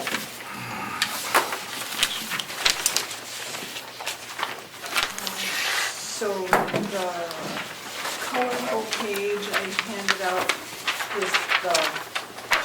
just has the updated amounts through the end of December, just so you can see how we ended the year. And it does seem to support the approved revenue budget by the commissioners. And there was, the CFO suggested either reducing that by 10% or 15%, just kind of to be safe. It seems to me that while sort of regular housing sales are definitely very slow, high-end is still very busy, and we're seeing a lot more commercial than we have in a while. So I think I'm comfortable with that amount, but obviously that's up to you folks. So your docket has increased Yeah. 5-6%? Yeah, they were strong for January. Money in January wasn't super strong, but it was right on target. And it's a slow month, so it's hard to know, really. It's usually one of the slowest ones. Yeah. And we still had an increase year over year over year. Mm-hmm. Okay, are you comfortable with Yes, where we the are? commissioners had suggested $1,002,468. as revenue bottom line, and that is 94% of what we took in last year. So I think it's reasonable. Okay. Did I not give you that? Oh, it's that small one, Yeah. yes. Okay. I hit it from the wrong table.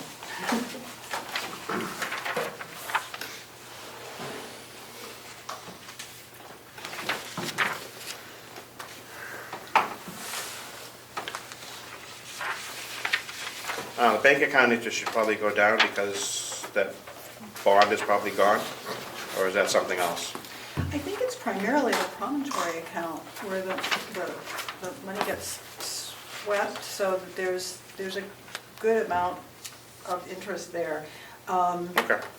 I have to confess to being new enough and encountering enough technical difficulties that I don't know if I can answer it fully. Yeah, I just wondered if some of that was built into that or not, or if it's somewhere else in the budget. I'm not sure how to answer. Thank you.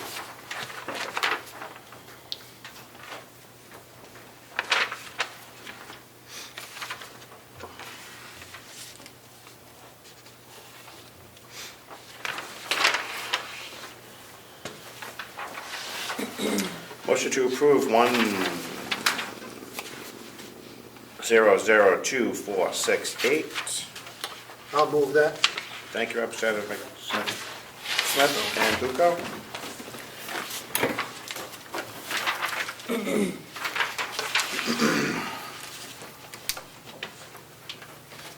Mr. Clark, when you're ready. Okay, the motion is to approve the registry revenues of $1,002,468. Representative Smith? Yes. Clerk votes yes. Representative Bucco? Yes. Representative McAleer? Yes. And Mr. Chairman. Yes. Motion passes 5-0. Thank you. May I ask a question? Certainly. The packet that you were presented with that's dated December 9th also asked that you approve the use of the equipment fund to pay our land records management quarterly bill, the $27,500 fee that gets paid to the person who runs our website, the company that runs our website. And it's a separate account that's created by the surcharge on recording of deeds. And that was approved last year. Yeah, oh no. It's like the last line of that cover letter. Is that over?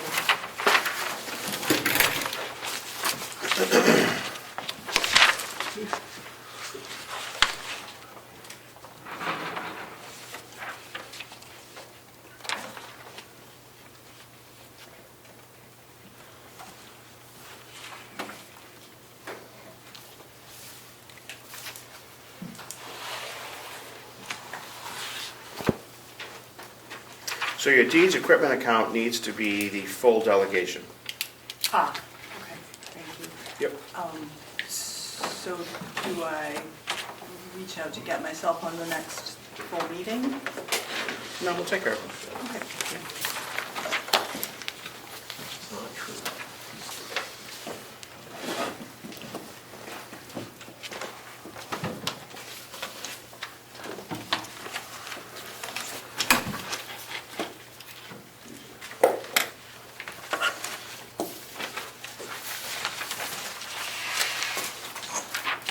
And the commissioners are in approval of 27.5? Did you guys approve that? I don't actually remember, I believe so, but we'd have to go back a little bit. I've been scurrying around trying to pull up your minutes from December 9th, and I think you already did it. Oh. But I can't confirm didn't see because my computer wouldn't fire up, so I'm trying to get that for you. Unless you have the minutes from the It will save you a trip back, Registrar.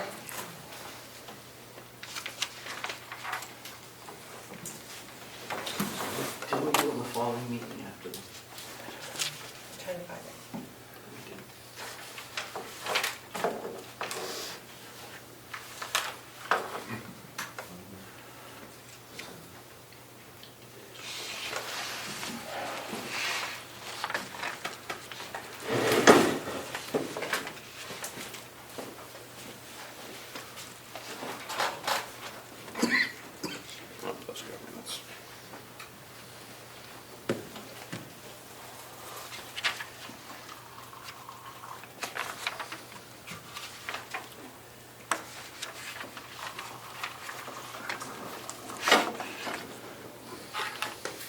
December meeting? Yep.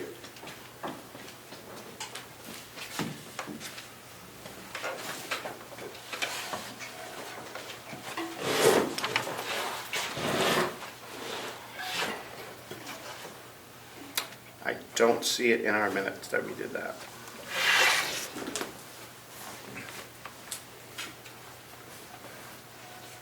No. Okay. I was mistaken, I'm sorry. The only meeting we had was the organizational meeting of December 9th, until today. There was on the meeting of Wednesday, October 9th of last year, a request to expend from the Deeds Equipment Fund. I don't know if it was last year or if it was for this year. I presumed when I saw that it was for last year. So I think we should probably verify that. The next delegation meeting, right?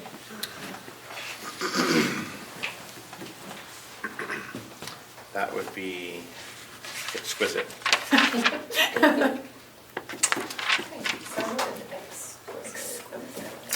All right. So I'm not sure either, and we should be using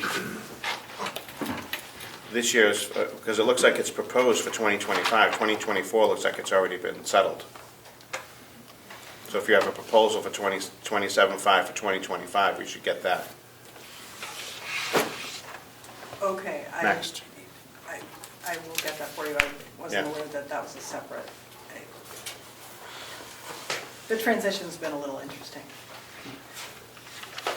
So it looks like your total operating expense for your department is $1,020,370. That includes the bond, the deeds equipment, and your deeds equipment request for 25, and then your general fund, which is your expenditures.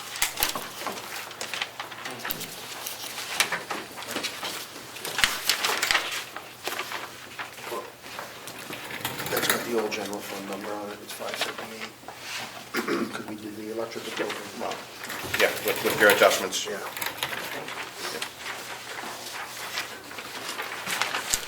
All right, revenue's done, expenditures are done.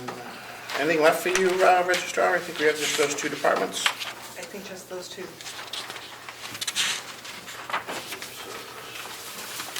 Thank you. Thank you very much.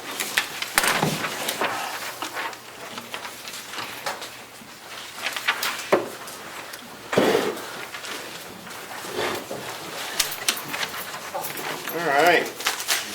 Looks like Bob's up. Mr. Murray. 4195. Good afternoon. Afternoon. Do tell. All right. Fairly unremarkable, except with the changes in electricity and propane. As Up you or see- down? Oh, up, of course. Sorry. But I'd rather be correct than incorrect. Okay. And I do have a line adjustment that we just made on, let's see, 078901, the generator line. I'd originally asked for 6440, but we had a bad January with the administration building generator. I had about $8,400 worth of repairs that we had to do. And an overnight rental of, or actually it was a week's rental of a replacement generator, because ours was down. So I'd like to change 073901, 078901, excuse me, to 15,090.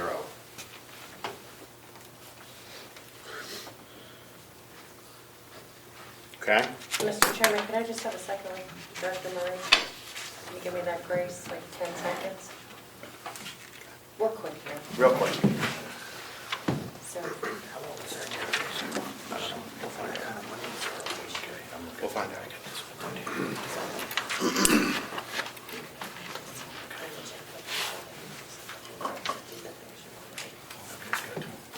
thank you. Was that 9 seconds? It was 15. Representative Smith. Thank you, Mr. Chairman. How old is that generator? It seems to be I know they're very expensive. Oh, it's fairly new. It was, that was replaced in 2018 or 19. It's a fairly new generator. It wasn't, there's got a turbocharger and it's got an intercooler, if you're familiar with what an intercooler is. The intercooler collected water somehow, either in a snowstorm or what, I don't know how it got water in there, but it froze. And it blocked off the airflow to the generator. And it was pretty hard to diagnose because everything tested out all right, but it still wouldn't run. It just, you'd start it up and it just would not run. So one guy got smart and pulled things apart, pulled the hose off the intercooler, and the generator fired right up. So he sent a camera down, found ice. They thawed it out, drilled a hole in the bottom of the intercooler so that would never happen again, put it back together, and we're back in business. And I had a block heater failure a couple weeks later in the generator too. Block heaters, they'll go every few years. But as far as the generator itself, it's still reliable and a good generator. It just had a bad night. That's the one that was eaten by squirrels, or was that a different one? That's the one that was replaced by the mouse damage, yes. Gotcha. Yeah. Motion to approve 15090 for lines 078 and 901.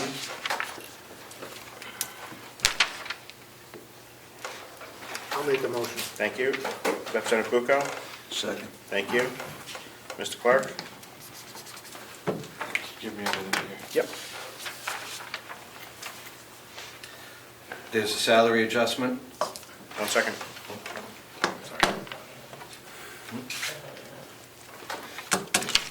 Okay, the motion is to increase line 901 in county facilities to $15,090. Vice Chairman Smith? Yes. Clerk votes yes. Representative Bucco? Yes. Representative McAleer? Yes. And Mr. Chairman? Yes. Motion passes 5-0. Do you have the electricity and propane, Bob? Mr. Murray? Yeah, the electricity and propane in this 4195 budget is just for the annex, because the other ones for the administration building are divided up amongst their departments. So the annex has been adjusted. It's actually been adjusted down. You have $21,200. My recommended electricity for the annex is $20,856. And the propane also went down for the annex. You have $12,240. My recommendation is $7,212.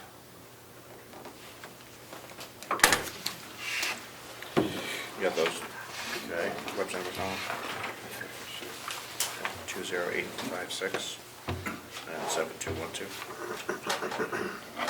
That's line 061 and 065? Correct. Thank you. Representative Smith, You want to make that motion? please. I'll make the motion on those two lines. Thank you. Representative Bucco? Second. Thank you.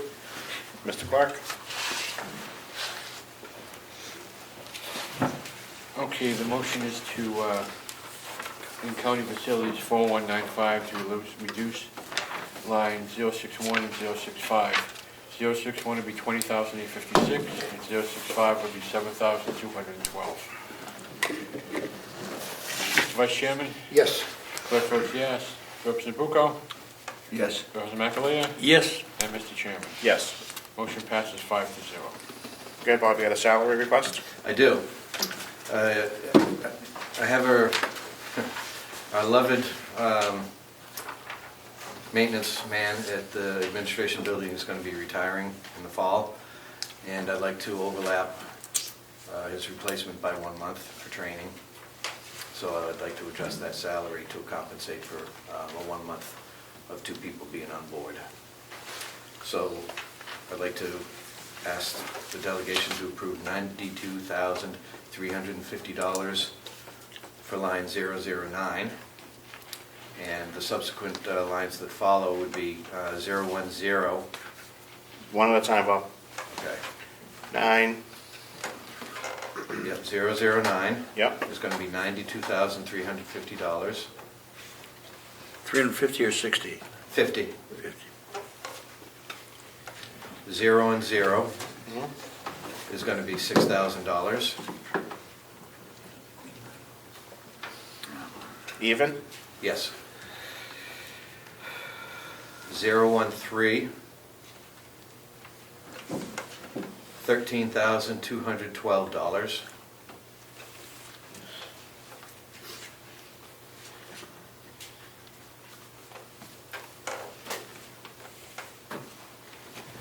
It seems a lot for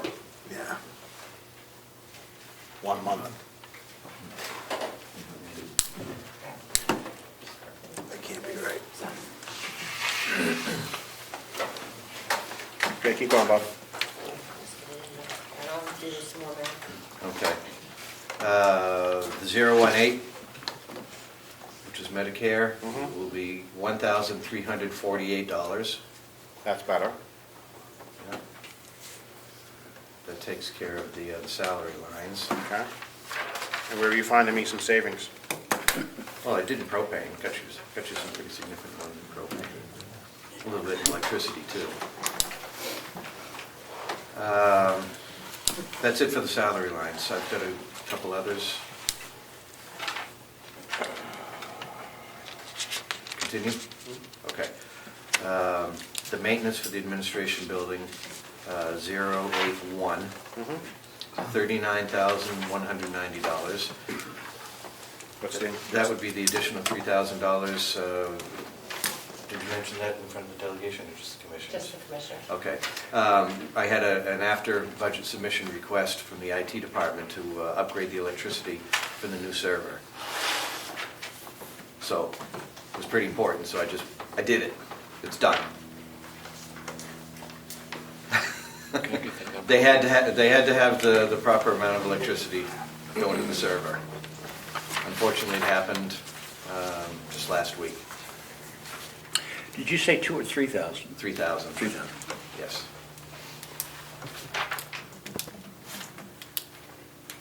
And the commissioners approved that Yes. without funding?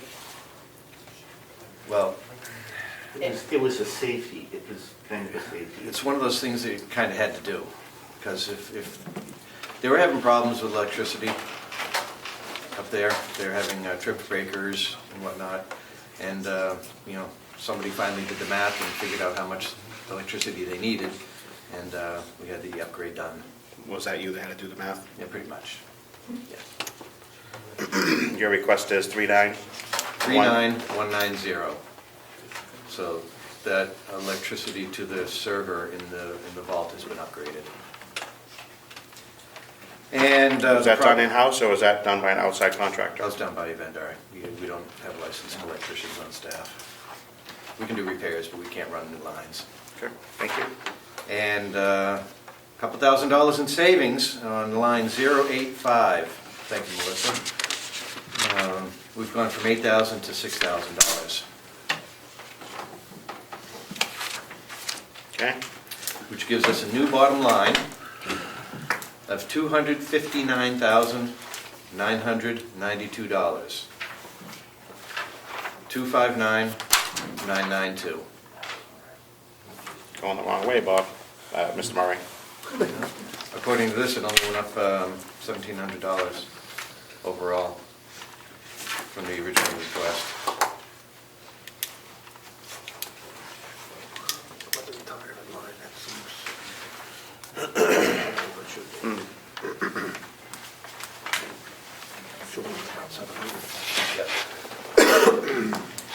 Did they resolve the retirement?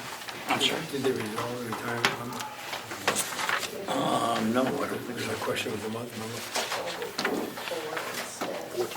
He just asked the question. Yeah, but you're gonna budget, you're gonna hold a budget. Yeah. I can give you another $1,200. No, I'm actually looking at your retirement line. Yeah, that's where Here we go. Melissa and I just chatted. Thank you. I was gonna say you were in the 12,000 range. $12,420. Here you go. Okay, give me that bottom line. That for me?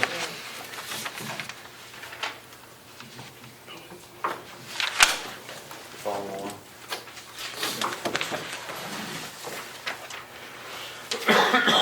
Just do that minus that. It would help. Yeah.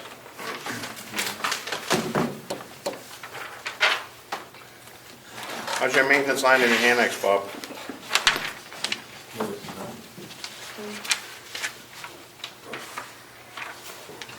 Zero 81. Yeah, just gotta get to the other page. Maintenance annex. Top of 13. Got 081902. That looks like it's level funded, $10,000. How'd you do with it last year? Had a good year. Knock on wood.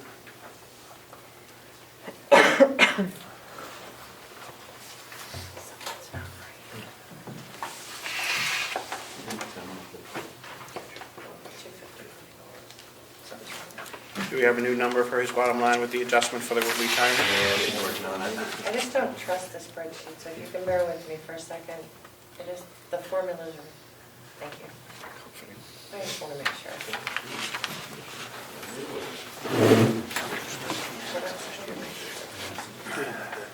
Bob, what was the total number on the maintenance and for the annex? Maintenance, the 081902 for the annex? Yes. $10,000. What was the actual? 3320. 33%. What did you do the year before that? Do you have 23's number? No, not on this page. Okay. I have it in my office on the other end of the building. It's all good.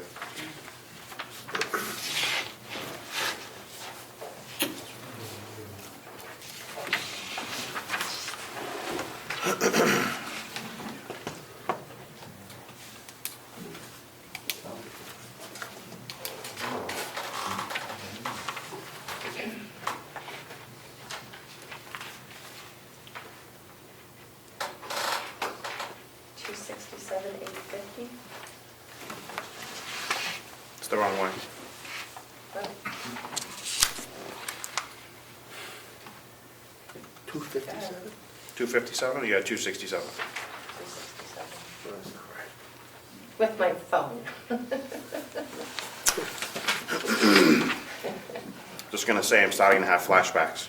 No, you're not. No, we're not going there. Except that we have IT issues, so there's an IT budget here. Yeah, it's a $9,500 increase, and the bulk of that is for the generator. Yeah. But if we don't adjust the generator, I'm going to be over before the year's even started. On what? The generator line. No, I don't mind that. Okay. Yeah. So that's where the difference came from. No, I understand. Okay, sorry. Because you gave me 259,992. Yeah, I was going with, over there.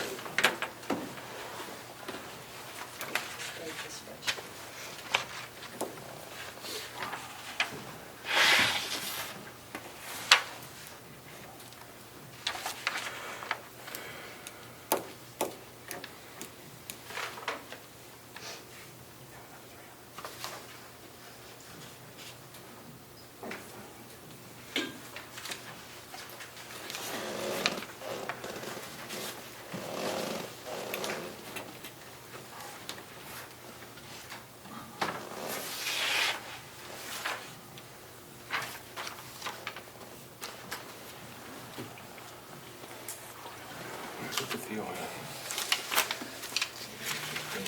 Start off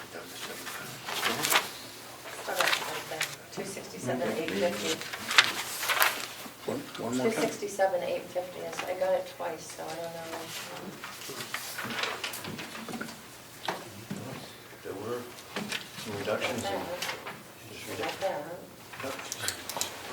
267,850. I don't know if you want to go through each line, make sure we're matched. Nope, I just have a question on, given that there was no budget last year for the generator for the administration building, we expended $15,000. Typically, we don't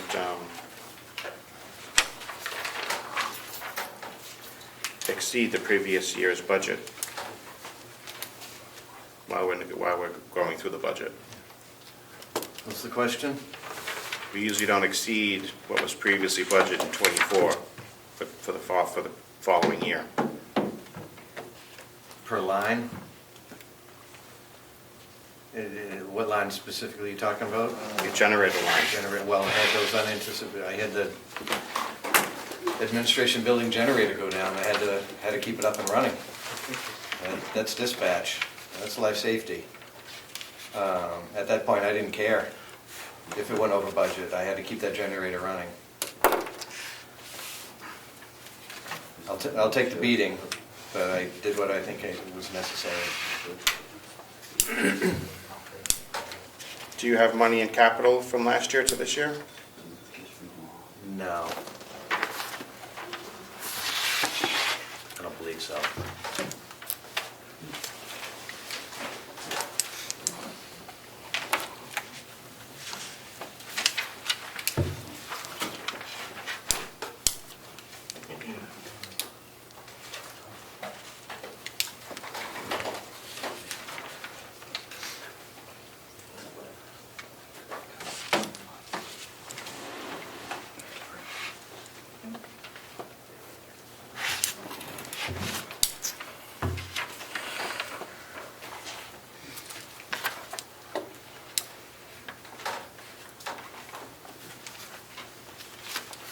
All right, the approval for 267850. And that is the new request. As final guess on that one?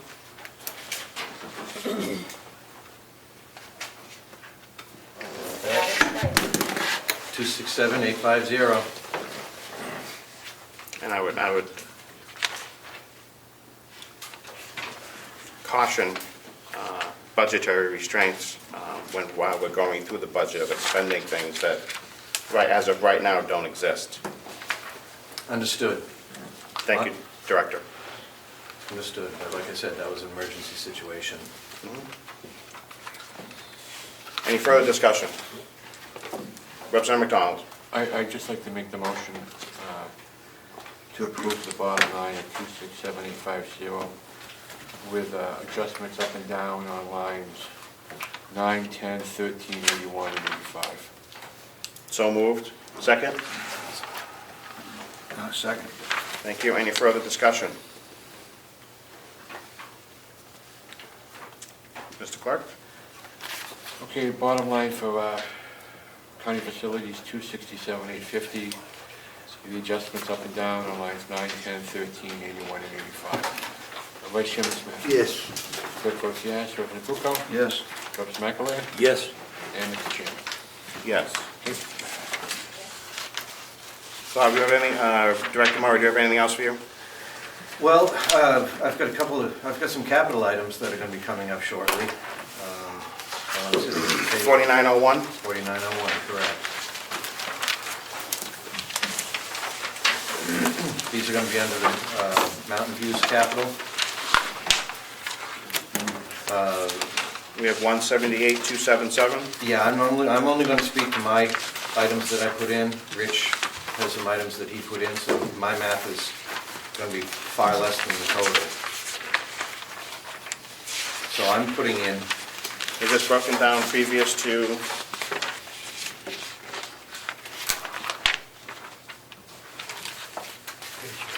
Is this on our sheet? 20?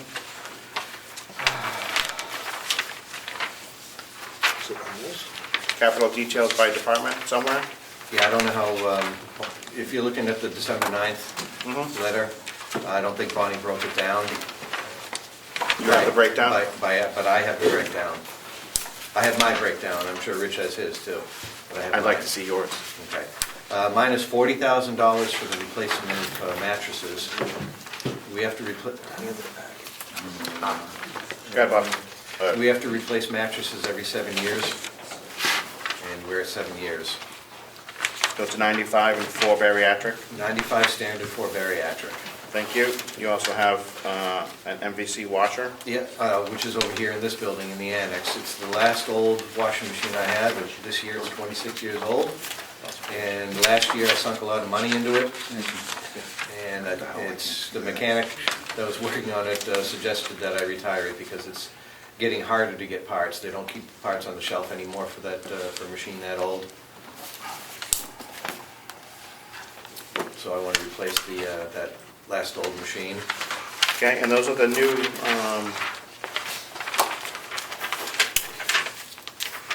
it's gonna match the new ones that don't use the hot water, they use the O2, or do we do that? Well, the Yeah. washing machine doesn't care what temperature water is going into it.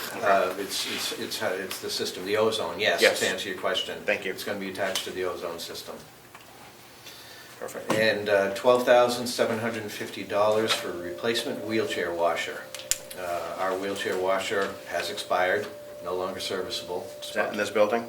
It's over there. It's about 20 years old.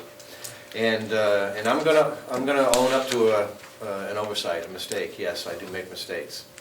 I neglected to put in 4 refrigerators. Last year, if you remember, I replaced 4 refrigerators at the nursing home and said next year I was gonna replace 4 more.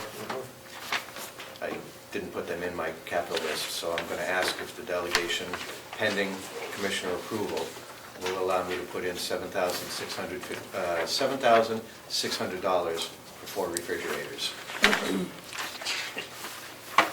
They go on, $1,900 each. that would go on point Question? 089?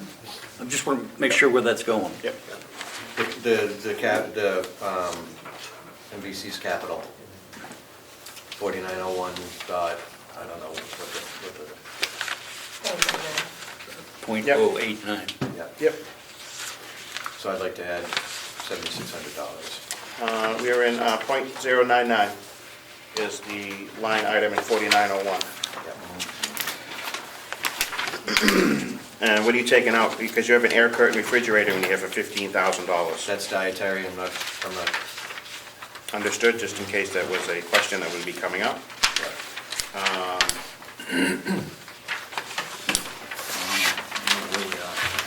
You're on the back page, Tom. The last page. Yep. if the delegation is gonna ask me to take something out to fund that $7,600, I'm gonna defer, because I'm not in a position to take anything out. I'll suck it up and wait a year if I have to, although I'd rather not. What do you, so tell us what you want to replace. 4 residential refrigerators on the first floor. Yep. They're the 2-door. So are they actually in residence room or are they actually floor refrigerators? They're residential refrigerators that they use in the kitchen areas. There's 13 residents per neighborhood, so 13 residents get to share this refrigerator. High use, high maintenance. They're 14 years old now, and you know, we do a fair amount of service to them. So they're aging out. So are you replacing them with commercial refrigeration or are you replacing them with household refrigeration? Same thing. Have you looked into commercializing it so we could handle the volume? The only real problem that those refrigerators have is the ice makers. They just don't put out enough ice. That's why I bought the other ice makers last year. I bought a bunch of countertop ice makers. Really? Yeah, they seem to be very happy with those. So I've gotten very few complaints about ice making this year. It's been nice. Do we have a vendor for ice, or do we have ice machines located in dietary? Well, we have a big ice machine in dietary that they use. We have an ice and water machine in the Mount Washington Valley room that's available to the public. And then on all the 8 neighborhoods, they have their own ice makers and refrigerators and that countertop ice maker. We go through a lot of ice. Right with you. Instead of countertop ones, did you guys look into possibly getting the water thing with the water ice for each floor? That way you can have a continuous flow of ice? I didn't look into it because I know that would be, I'm going to say prohibitively expensive, because there'd be plumbing modifications, building and counter modifications. I don't have a place to put something that big. I went with the countertop ones because we can fill them with a jug of water. They need to be cleaned weekly. They've been managed well. No ice on the door on those? Plus the ice on the door on the refrigerator. Yeah. Representative Bucco? I know you're looking for savings, so the 3,500 in there for crash carts. I'm sorry, I can't hear you. 5,000 for crash carts? 5,000, yeah, we don't need to do those. Those are also. Well, you're up now, you're Just up. remember me, just remember I did that. when I go out. I will. Bob's feeling the love.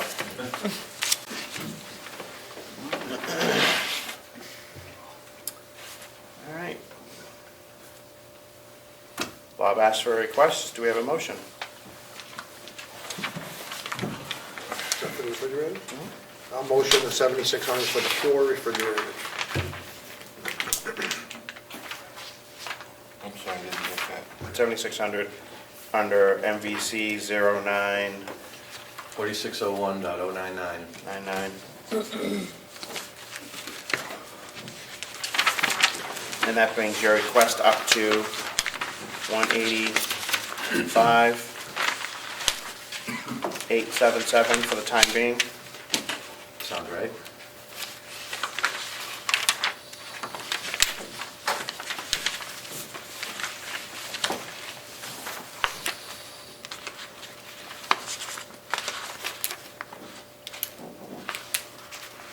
Let me check it then. Second.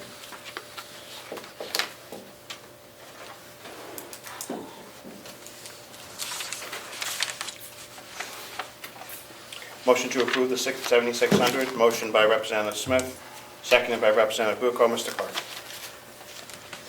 Okay, capital expenditures increased $7,600 for 4 refrigerators. Vice Chairman Smith. Yes. Clerk votes yes. Representative Bucco? Yes. Representative Mcaleer? Yes. And Mr. Chairman. Yes. Thank you. Motion passes 5-0. Welcome. What else do we have for you, Director Murray? I think that's it. No other capital expenditures for your department? Not on 4195. Do we have them somewhere else? I'm going to hang out for the nursing home session. Gotcha.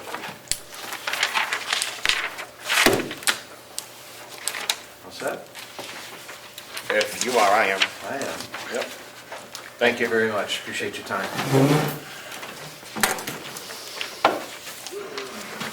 Who is up next? TPW 4302.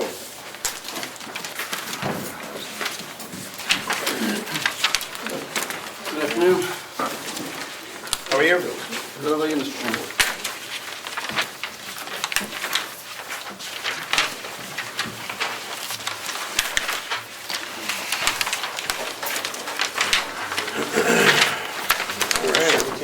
Page 17.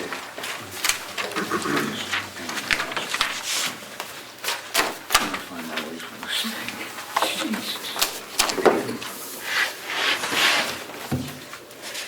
Oh, excuse me. There's a car parked in the alley over there, it's blocking our laundry access. Do we know who owns it? Is that the sheriff's car? Give him a ticket. Yeah. Bob, it has the lights on, it's a giveaway. Thank you. You just don't want to call him out, right? All right.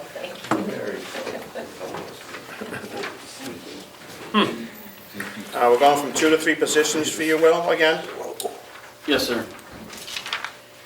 There's,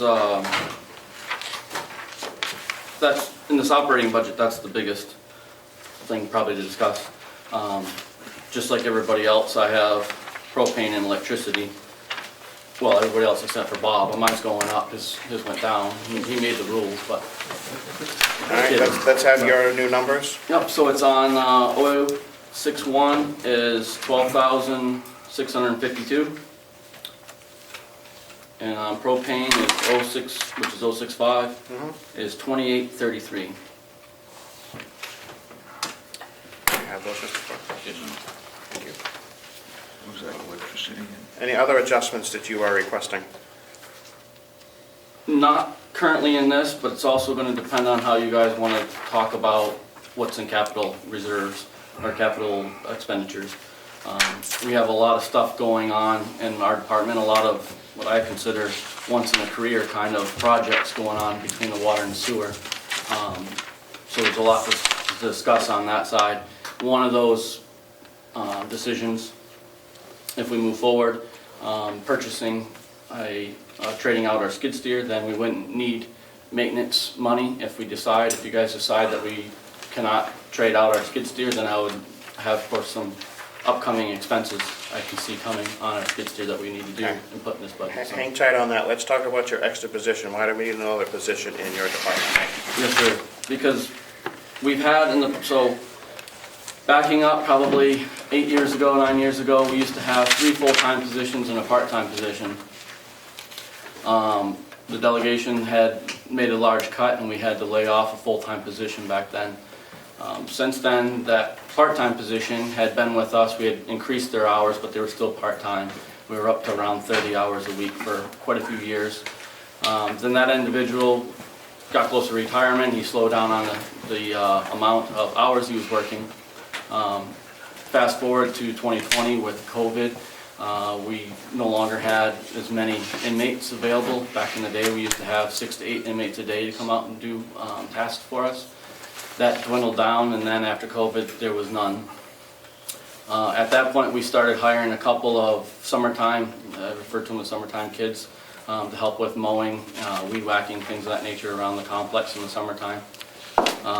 That part-timer weaned down to where he became a per diem person, and then we had a full-time college kid that was working with us in the summertime for 3 months or so.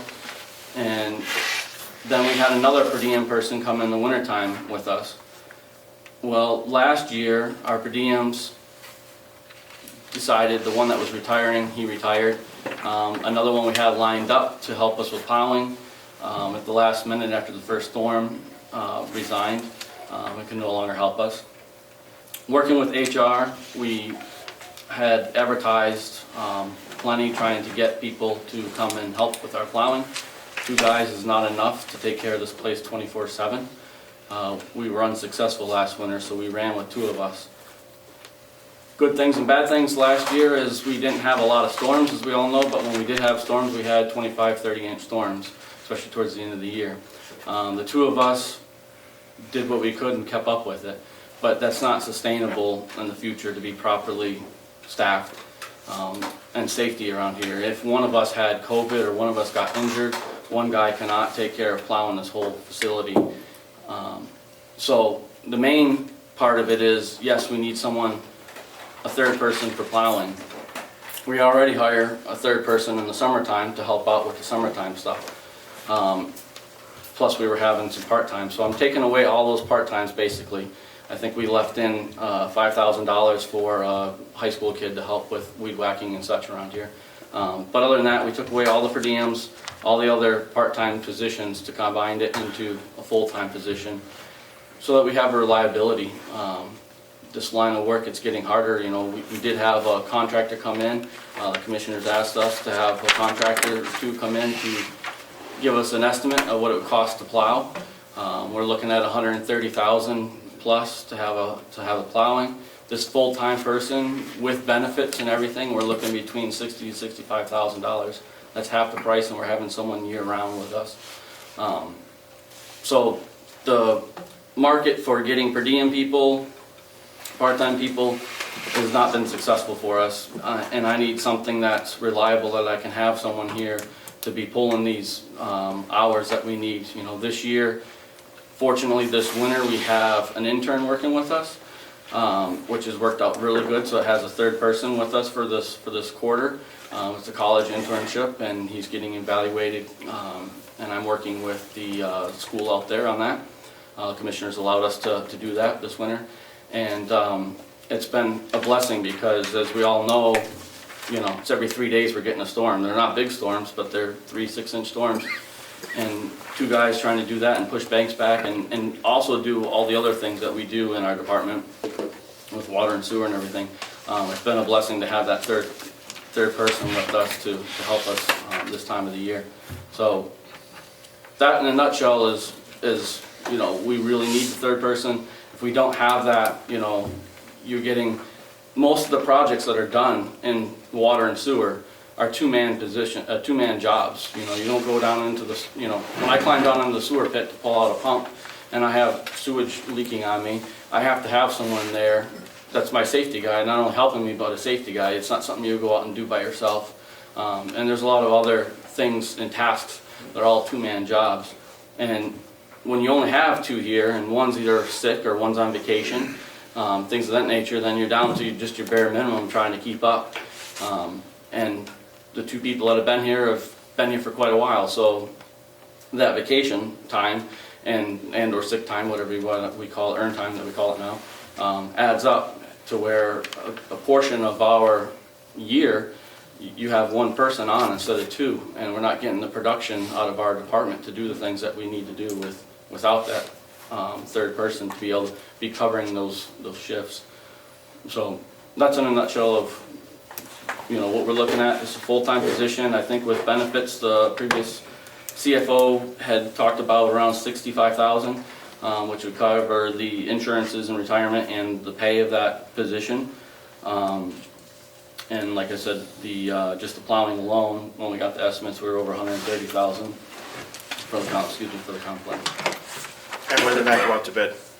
What was that? Was that an RFP, or we just invited people in to come in and look? It was,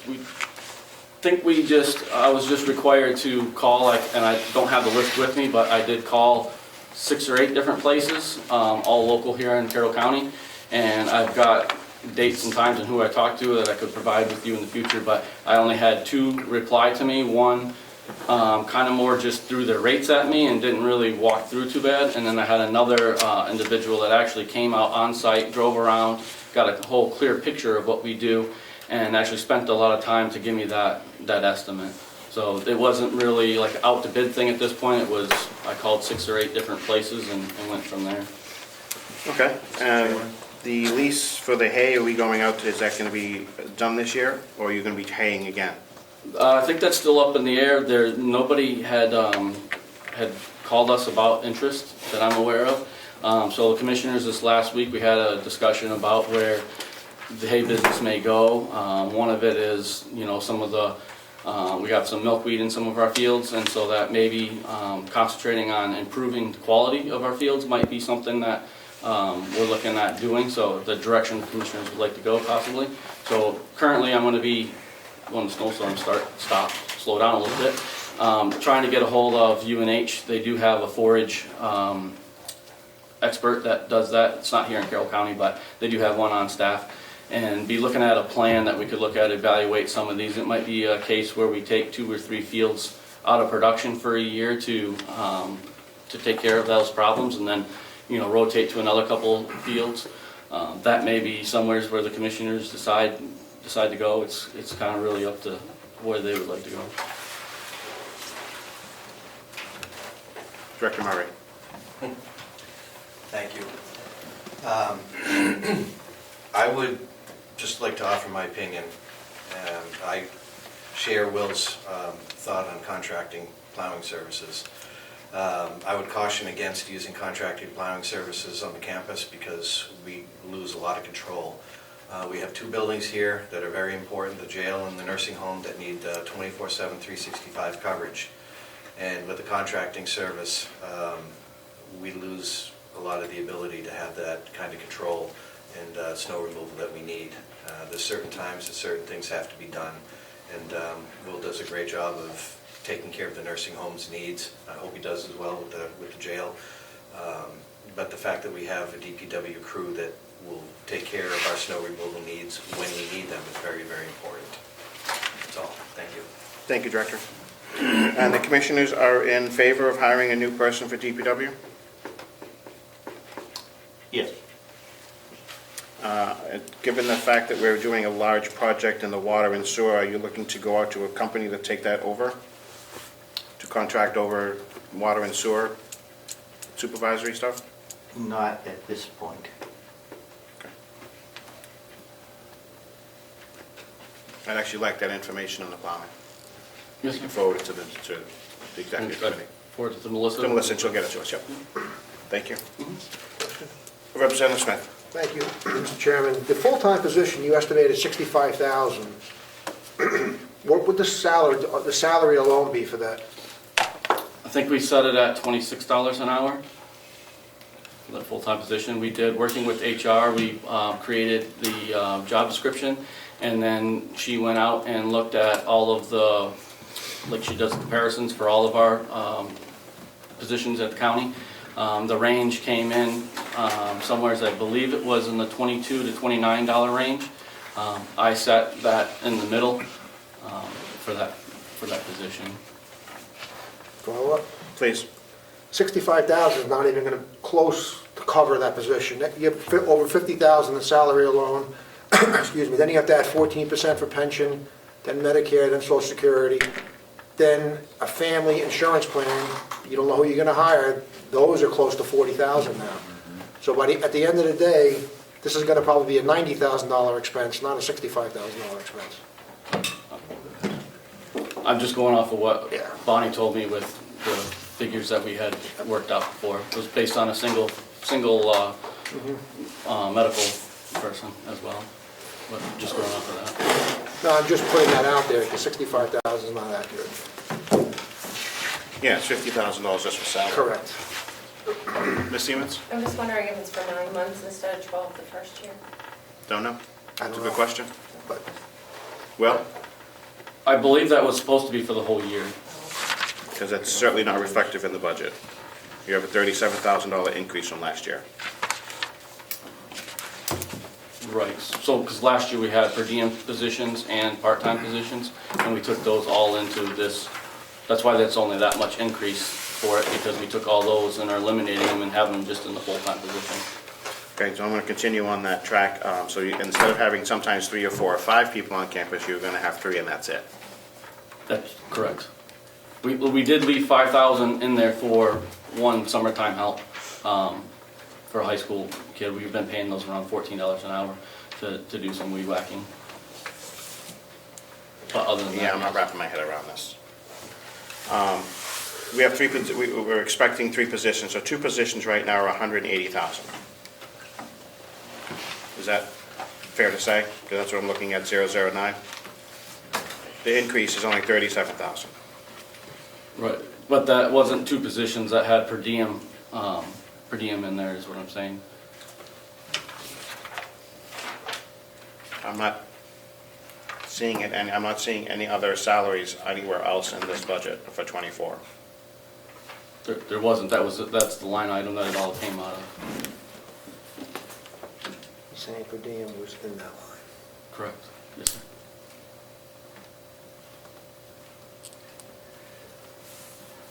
I have a question on the retirement application. There's that. What is your salary, Will?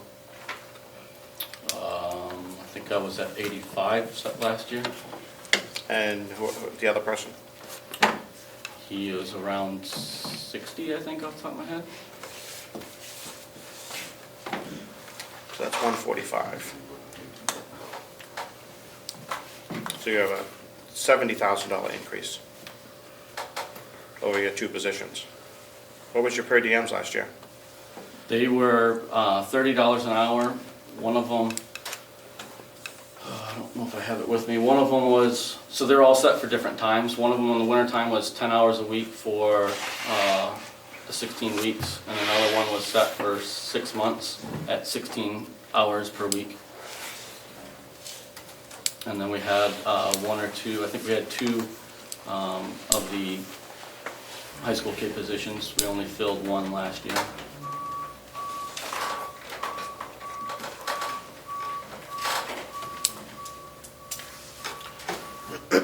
When do you plan on hiring this person? The goal would be, once the budget is done, then we get the, we do the advertisement with HR and be this spring.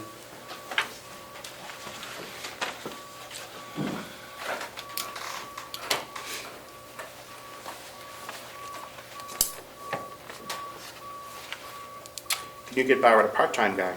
Was there discussion about part-time instead of full-time? Yes, we had the part-time and the per diems, and then we could not hire anybody to fill those positions, so that's why we've led to this, is taking a couple of those and combining them with a little more money, obviously, and having a full-time position. We have to have the liability, and we weren't getting it with part-time and per diem positions. So a 24-hour-a-week position was unable to be filled? Correct. Well, we were at 24 and then we went to per diems for 16 and 10 in the wintertime and 16 in the summer. And those we did for 1 year and then we couldn't get anybody else to come back. So why don't we just go back to a part-time permanent position? I guess we could look at that, but I don't think that it's gonna fit our needs as far as we already have a full-time position in the summertime, plus a per diem. We had a per diem person, a full-time position, plus seasonal, plus the high school kids. So now you're wanting to take, like, I had 40 hours on that guy for the summertime, plus the 16, so we're at 56 hours there, and we're cutting that down to 24. So it's still not gonna meet our needs of what we need here. What's the question, Representative? It's related to... Yes, ask me and I'll ask. Thank you. Can yes. I ask a question? You can ask me. Ask you? Yes. Oh, so I'm wondering about the amount of time it takes to plow snow versus the amount of time it takes to hay, because I would assume that both pull the employees away from other projects like water and sewer.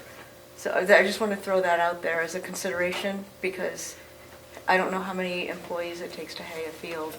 Usually it's at least one. I don't know how many hours it takes to hay the field and how that plays into this whole scenario. Please. It's hard to put a specific number on that, because every storm is different. I mean, I'm here today and probably tonight I'll be here all the way through Monday morning. The hay at a minimum with the round baler, at a minimum we need 2 people to make round bales. Thank you very much. Regardless of whether we do the hay business.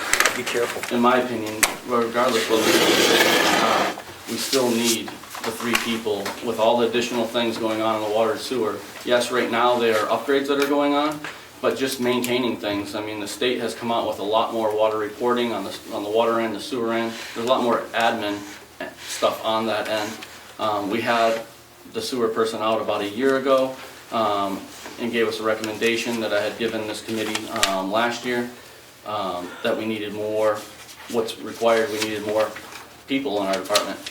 He was back again this fall because we're having a lot of sewer issues, which we can go into shortly, but again, same recommendation. He's like, how come we haven't looked at this? And I said, well, we're trying. But it's hard to compare one to either one. Just this complex in mowing alone, is two full-time guys is 2.5 days from start to finish for weed whacking and everything that goes on there. So that's not even taking away doing hay, that's just that. Then you have, all the things that are going on in the water and sewer to be properly doing all the stuff. So, sorry, I don't know how to exactly answer the question from hay to snow. They're both very different, but we still have, some of the sewer stuff going on while we're doing the plowing, and the plowing takes a lot. This campus, just to give you all a little quick note, from 4:15 in the morning till about 8:15 in the morning, let's just call it 8:15 for 4 hours, there is every 30 minutes at the worst, or at the best, there is people coming in here, and they park in all different locations. We start at the jail, or at the admin with your dispatchers coming in at a couple different times. You go over to the nursing home, you have your chefs coming in around 4:15 to 4:30. You have some of your cleaners coming in between 4:30 and 5. You have different things going on there. You bounce over to the jail, you get your maintenance guys coming in around 5, between 5 and 6. Then you're having your administrative people that come in at 6, a lot of them. You're having your shift changes at 7 in the morning, 7 at night. But those 4 hours in particular is chaos here. And the amount of spots that need to be open and done, and 2 guys can barely keep up with that. 3, it's been a little more comfortable because we've been able to take our machine and help on the sidewalks. When we don't have 3 guys, I'm not able to help Bob's guys on the sidewalks. When we have the 3rd guy, usually I can peel one off, do some sidewalk stuff, then he jumps back in the backhoe, and we're going. So that's a crazy amount of time. Then throughout the day, you have your different shift changes, starting again at 1 o'clock, 2 o'clock in the afternoon when people are starting to leave, and you're 3 o'clock. And every building has, they got their administrative people and then they got their shift change people. and it's constant moving around here. You know, the best break that I get when I'm here is, if it's not snowing too hard, is 11:30 at night till about 3:30 in the morning. Other than that, and I'm usually here during that, it's just oftentimes if it's not snowing too hard, I'll take a break then. If it's snowing an inch plus an hour, we're still going. So there's a little bit of, there's a lot going on is my explanation, or what I'm trying to say with the plowing. And people don't always realize how much shift change and people that are moving on this complex.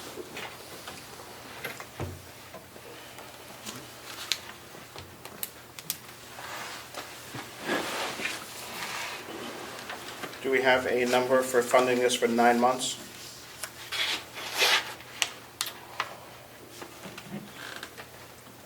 I can do some math. We don't have it in here. But we also have the internship. This is the Do first. you want to explain that part?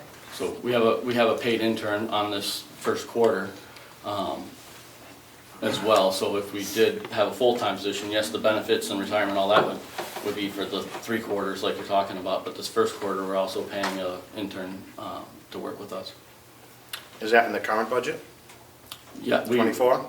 Yes, we had per diem amounts, and so in 24 that we didn't use, and that was the same amount that we would be using, actually less, that we'd be using for a quarter of the internship.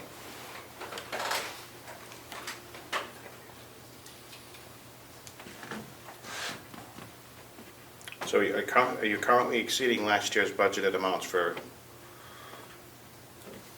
your employees right now? Currently not through the first quarter because we had monies for per diem positions in 2024. It's 2025. So now it's 2025. If we don't get this position and this internship is up, we'll have still only spent that, but we won't have anybody for the 3 quarters of the year, if that makes sense. So we haven't overspent what we did in 2024. We're just using it in a different way right now. What's your current expenditure for those lines right now? For salaries? End of the year. End of the year. Because we're 6 weeks into the year, so at least 3 prepayment periods in. I can do the quick math and see whether we've exceeded salary lines for 24.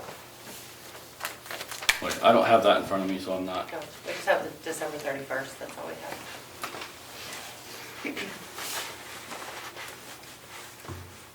With us today.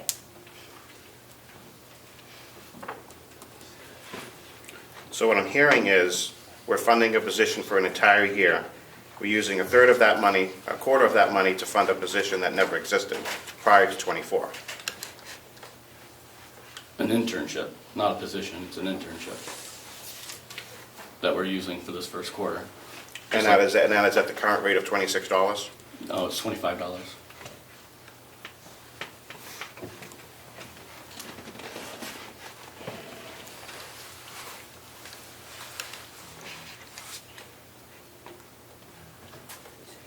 When was this hire approved by the commissioners?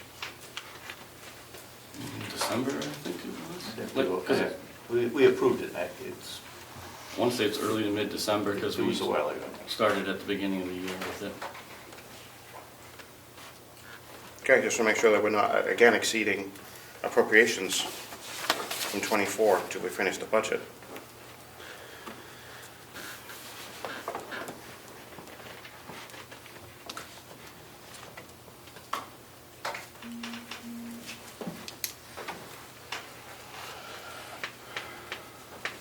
All right, let's get off that for a minute. Your water testing is same as last year? Is that going to increase to every couple of years, then we have an additional test or something? It does. I would say that we're okay with what we have, what I budgeted in here for this year. Sorry, my page. We did have a test come back this last couple weeks ago. A PFAS test came back, and it was a tiny bit over a limit, and so in order to fix that, we had to send out letters to our water customers, and then also the state put us on quarterly testing. I've worked with our engineers talking about this, and it's very unusual that this happens. We are normally extremely below, and all of a sudden to be just a little bit above. Personally, I wonder, and so did the engineers, if there was a mix-up at the lab of some sort. So I'm hoping that we talk to the state and we do a couple of tests of quarters and say, no, we're back down to this way low, that must have been something wrong with that test, and that we can get out of it. But right now, we're on a quarterly test out of that one well for the PFAS testing. Did they tell you that I thought we adjusted the level of PFAS at some point. Something went through through the House a couple years ago, lowering the standard. Right, and normally we're still way below that. Okay. Just one test, we had a test, one test was just a smidge above those new numbers. Okay. We had the same thing with beryllium. We've been having to test that, and I've had emails out waiting to hear back from the state. It's been a few weeks.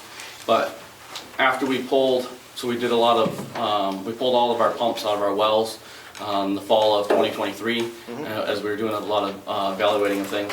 And I took a water sample that was due right after that, and we hit just a little bit above on beryllium. And so since then, the state has made us test every single quarter for beryllium. It's like a $10 or $12 test. It's not a big money test, but it's like, why do we have to? And every time since then, we've been well below. And so I don't know how long, and that's why I have an email out. It's like, how long, when you're testing constantly below, do you have to keep testing this? So that's questionable with the beryllium, and along with the PFAS is, I'm waiting to hear back from the state. Okay.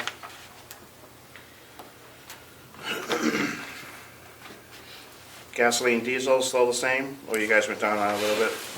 Yes, sir, we went down a little bit compared to last year.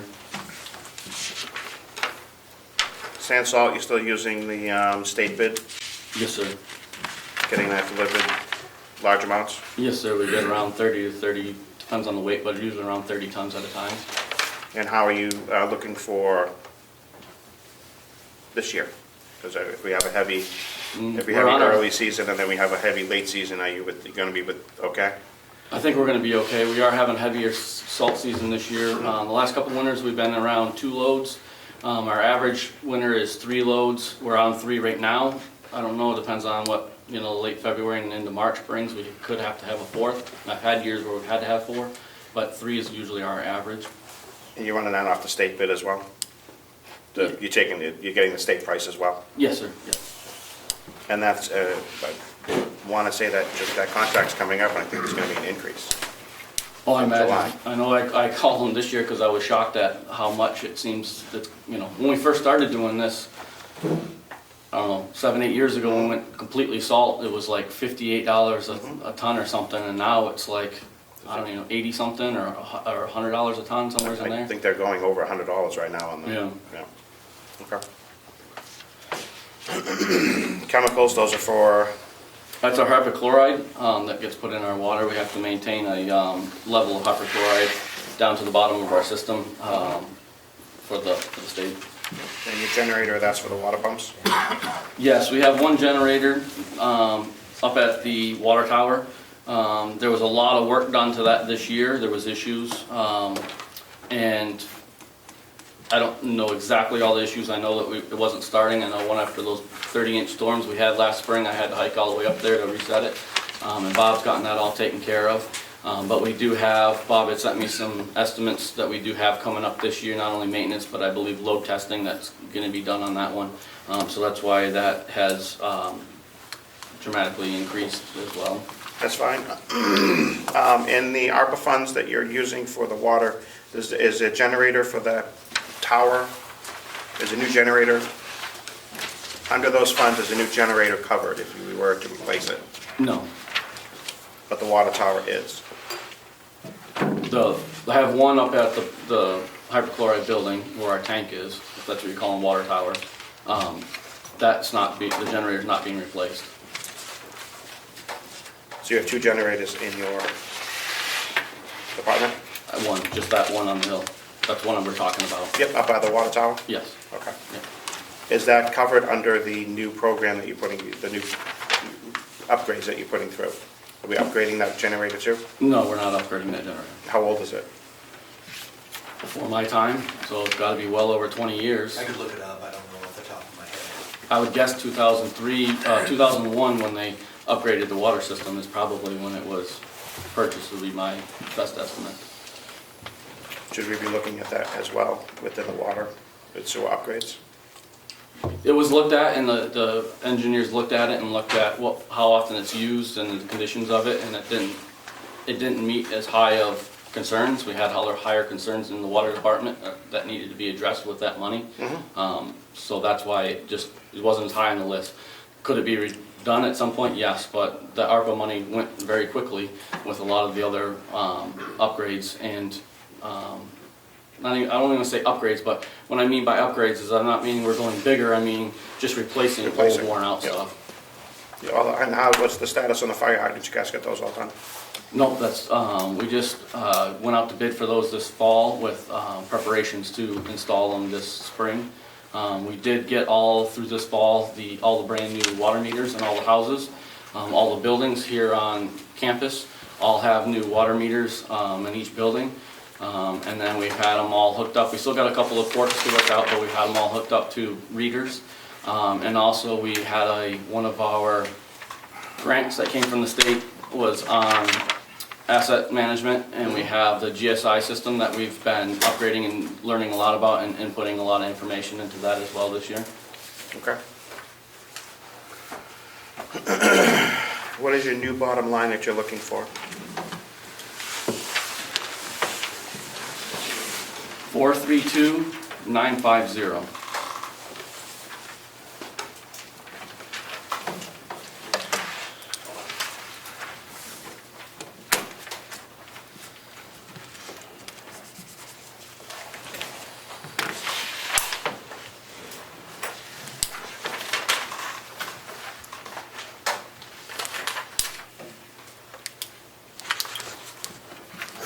I'm just going to say we're going to be watching how this full-time position works out. And if it's not needed, we will reevaluate next year. Sure. Motion to approve 432950.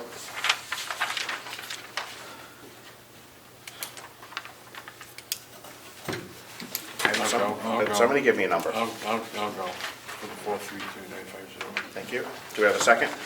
I'll second. Thank you, Representative McAleer. Any further discussion?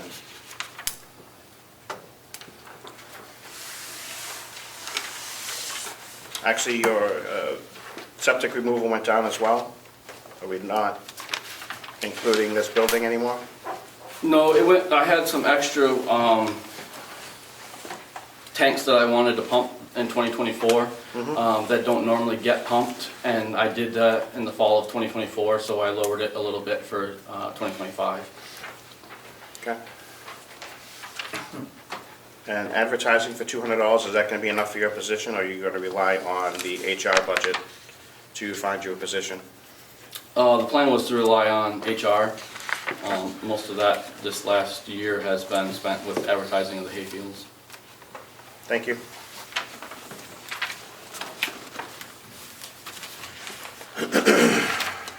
Any further discussion? Mr. Clark. Okay, the motion is 432,950, which includes adjustments made to electricity 061 and propane 065. This is for Public Works. Vice Chairman Smith. No. Clerk votes yes. Representative Bucco? Yes. Representative McAleer? McAleer. I'm Yes. sorry. It's been a long day, my friend. And Mr. Chairman, Skeptical, yes. motion passes 4-1. Thank you.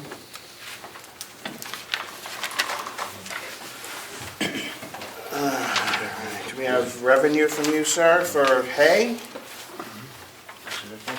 Or farm? I think they have it. I think they have that. I think they have it set at 30,000 probably. The sales and marketing of hay has no longer been really my responsibility. That got turned over to the CFO. But talking with her this last fall, the amount of hay we produce should still be able to, on most years, hit the 30,000. Where are you this year? 24 end? They were just under 20,000, I think 18 something, if I remember right. I don't have it in front of me, but. I see 16,422 for the end of September.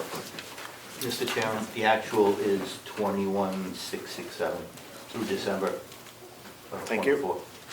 21,667? 21,667. What do we have in inventory? A lot.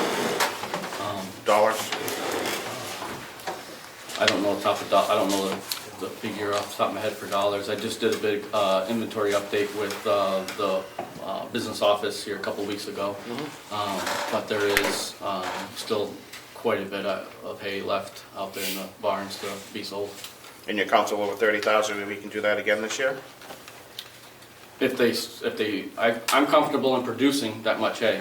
If the people that are marketing it market that much hay and sell it, which I think is very possible, then yes, I am fine with that. Thank you. Well, Representative Smith. Thank you, Mr. Chairman. Did anyone ever do a cost calculation, what the actual cost to the county is to produce $21,000 worth of hay? The estimates that I've given in the past, which really haven't changed, I mean, obviously slightly a little bit when you count fuel and fertilizer costs and stuff, but we're average, I would say, and this is just my figures, between $10,000 to $12,000 a year on average to produce that amount of hay. Obviously, that's not counting salaries.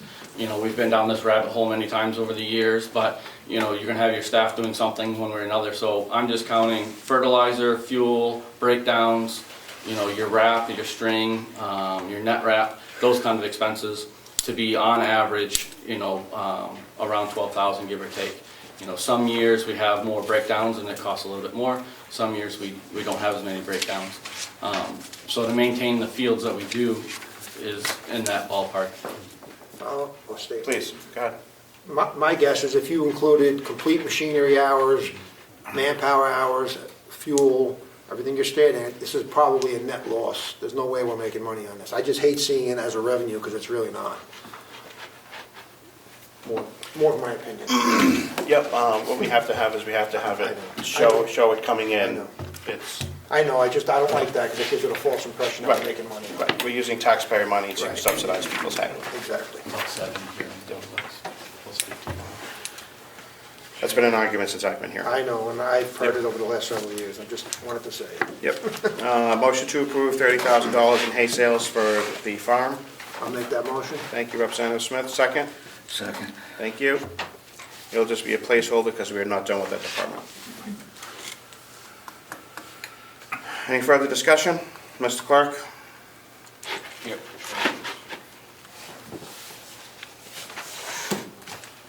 Okay, the motion is to approve farm revenue of $30,000. Vice Chairman Smith? Yes. Clerk votes yes. Representative Bucco? Yes. Representative McAleer? Yes. And Mr. Chairman? Yes. Motion passes 5-0. Capital for you, sir, 4911? Yes, sir, there's 4901, excuse me. DPW, I got $53,000. and actually that's, what's that say? 20. Hate to report, but the number here that the finance office has updated us is at $122,410. Say that again? $122,410. And that's for? Can I go ahead and explain it? So originally, the $53,000 that you were talking about is for 2 different pieces of equipment. Another lawnmower, we have a lawnmower that was purchased back in 2000. And we bought one a few years ago to replace that mower.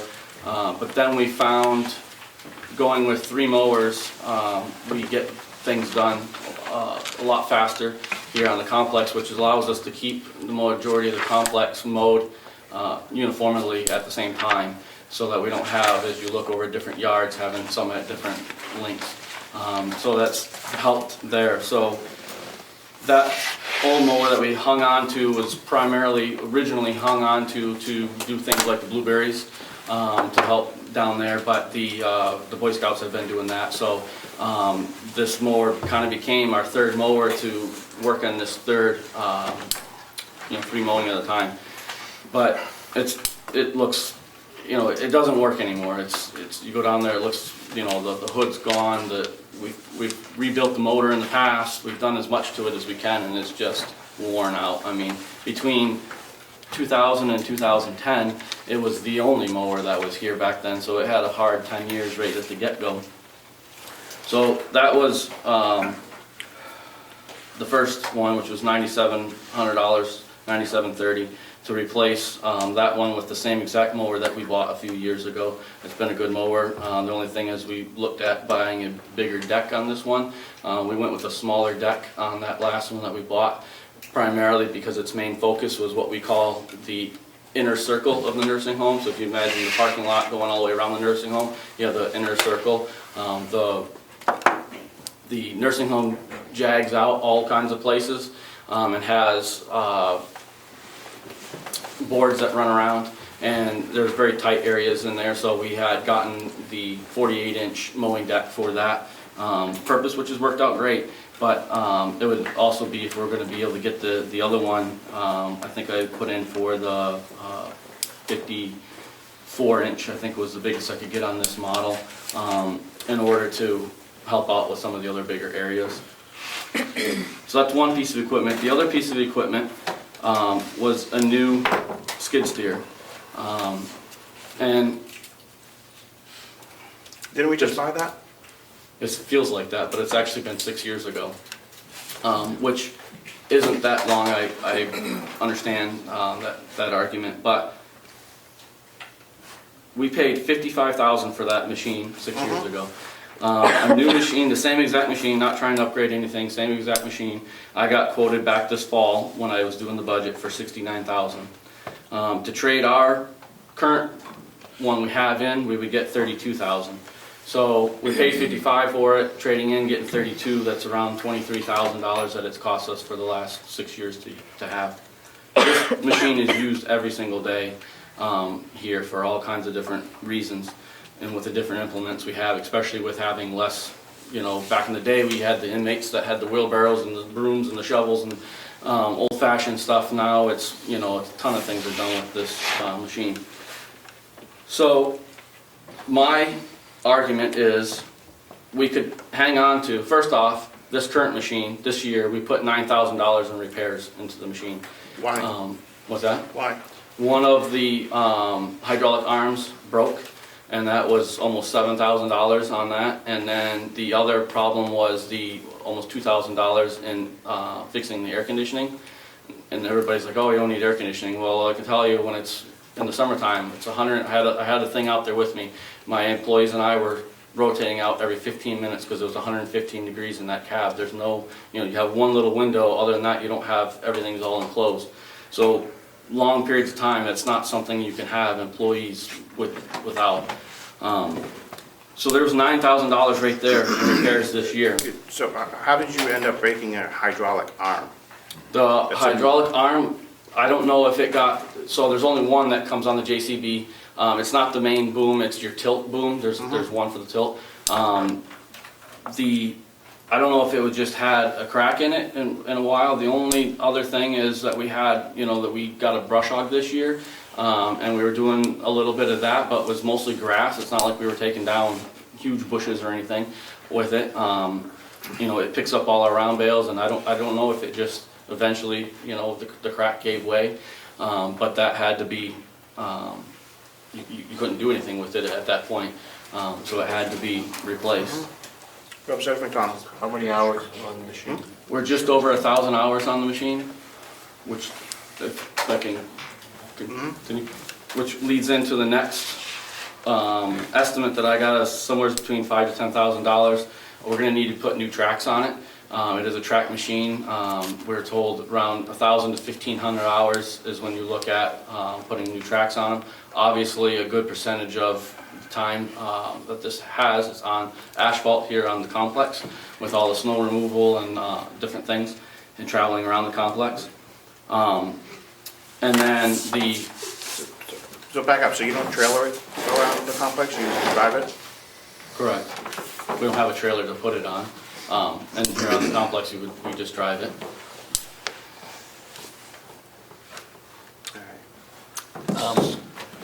Mr. Chairman, I hate to show. Representative Baccalaire. I hate to show my ignorance, but what is a skid steer? It's commonly referred to as Bobcat sometimes. Oh, okay. But this is a track machine. Bobcat is more of a brand versus skid steer is the name of what it is. Gotcha. So we're looking at, and then the mechanic, when he was out this last year, said that the fixes that he did on the air conditioning, you know, they worked obviously, but the condenser could be looking at failing shortly.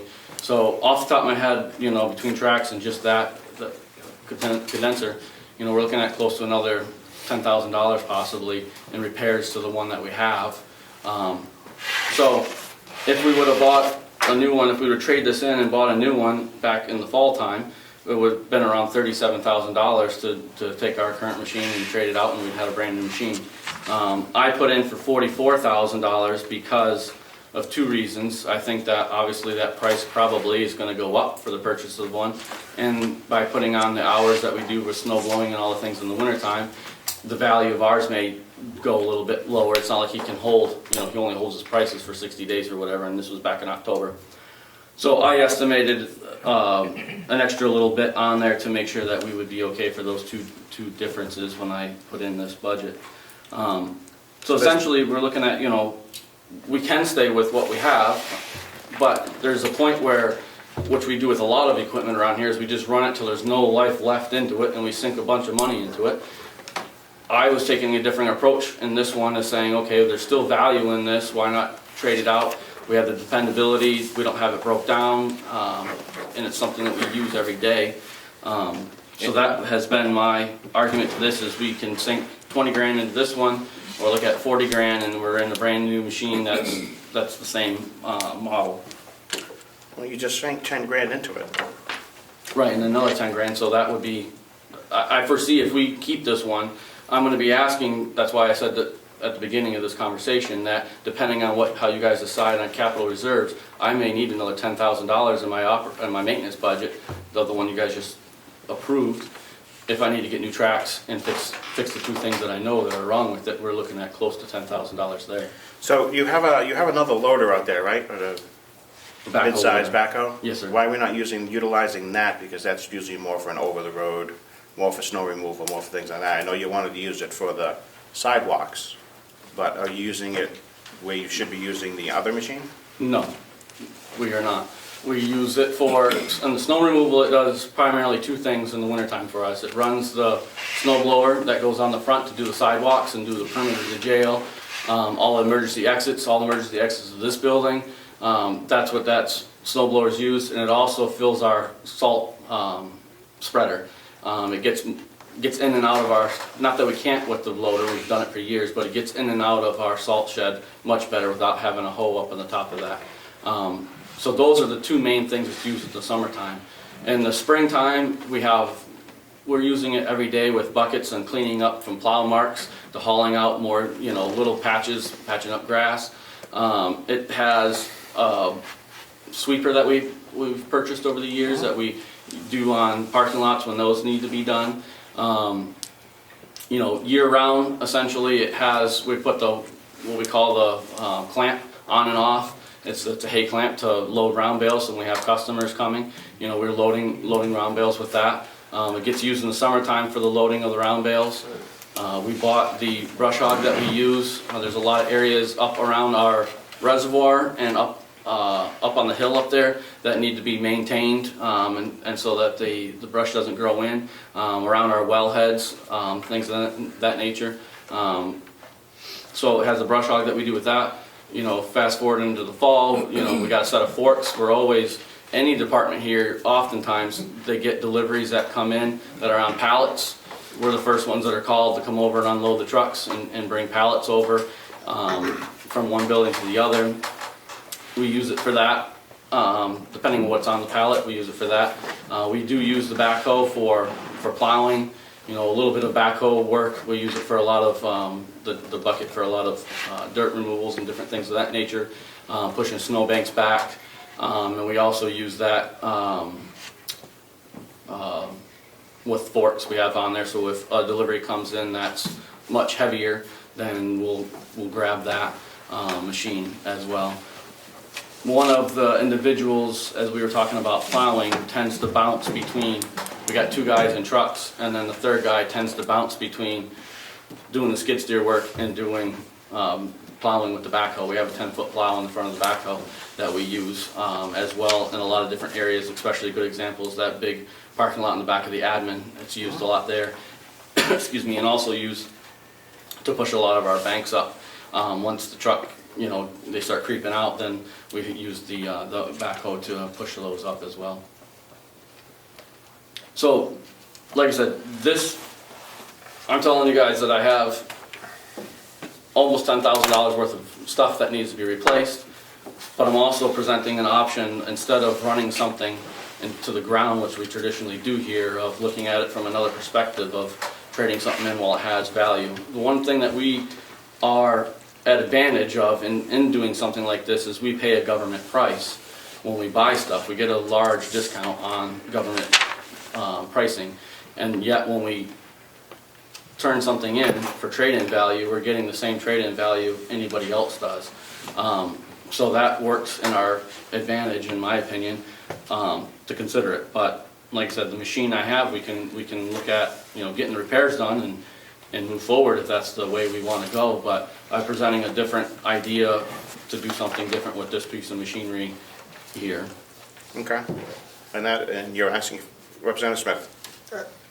You were going to ask the amount? Yeah, what was the amount you're looking for the skid steer? The amount was $44,000. So, and that might be a little high, but like I said, I'm going to say it's quite high. Yeah. You're going to trade in at 32. We're going to buy it at 55, 60. No, 69. And that is the government price? Yes. From? JCB. So JCB. So we're replacing it like for like? Yes. Maybe we should get a heavier duty one, since we're breaking things on it? Well, I wouldn't mind getting a heavy duty one, but I've also looking at sticking with the same one as the original plan. But you definitely look into that. Representative Thank you, Smith. Mr. Chairman. You said it has 1,000 hours? Yes, we're just over 1,000 hours. That's just barely broken in. Sure. You do all the regular, well, Please. who does all the service on it? We do in our department. And you keep on top of the Yes, sir. hydraulic fluid changes, filter changes?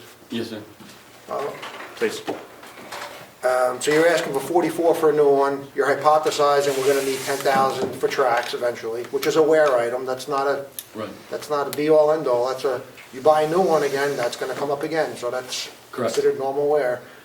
And then possibly an AC condenser, which might or might not go. Correct. So if we do the 10,000 in repairs, the taxpayer is still 34,000 ahead, and then they have a good machine with new tracks, fixed air conditioning that's barely broken in, meaning we don't need a new machine. 1,000 hours is nothing. I have an excavator with 3,000 hours and it's barely broken in. So that's the reality of machinery. Representative McDonald. Will the new one have wheels? No, it'll be tracked as well. Why do we want to get tracked again if it's going to cost us $5,000? Because the track, for what we do with on the sidewalks and all the, most of what we do, the tracks work to our advantage. The one thing that I would say that a wheel might be nicer for is when we're out in the hay fields, but that's not, that's a small part of the business.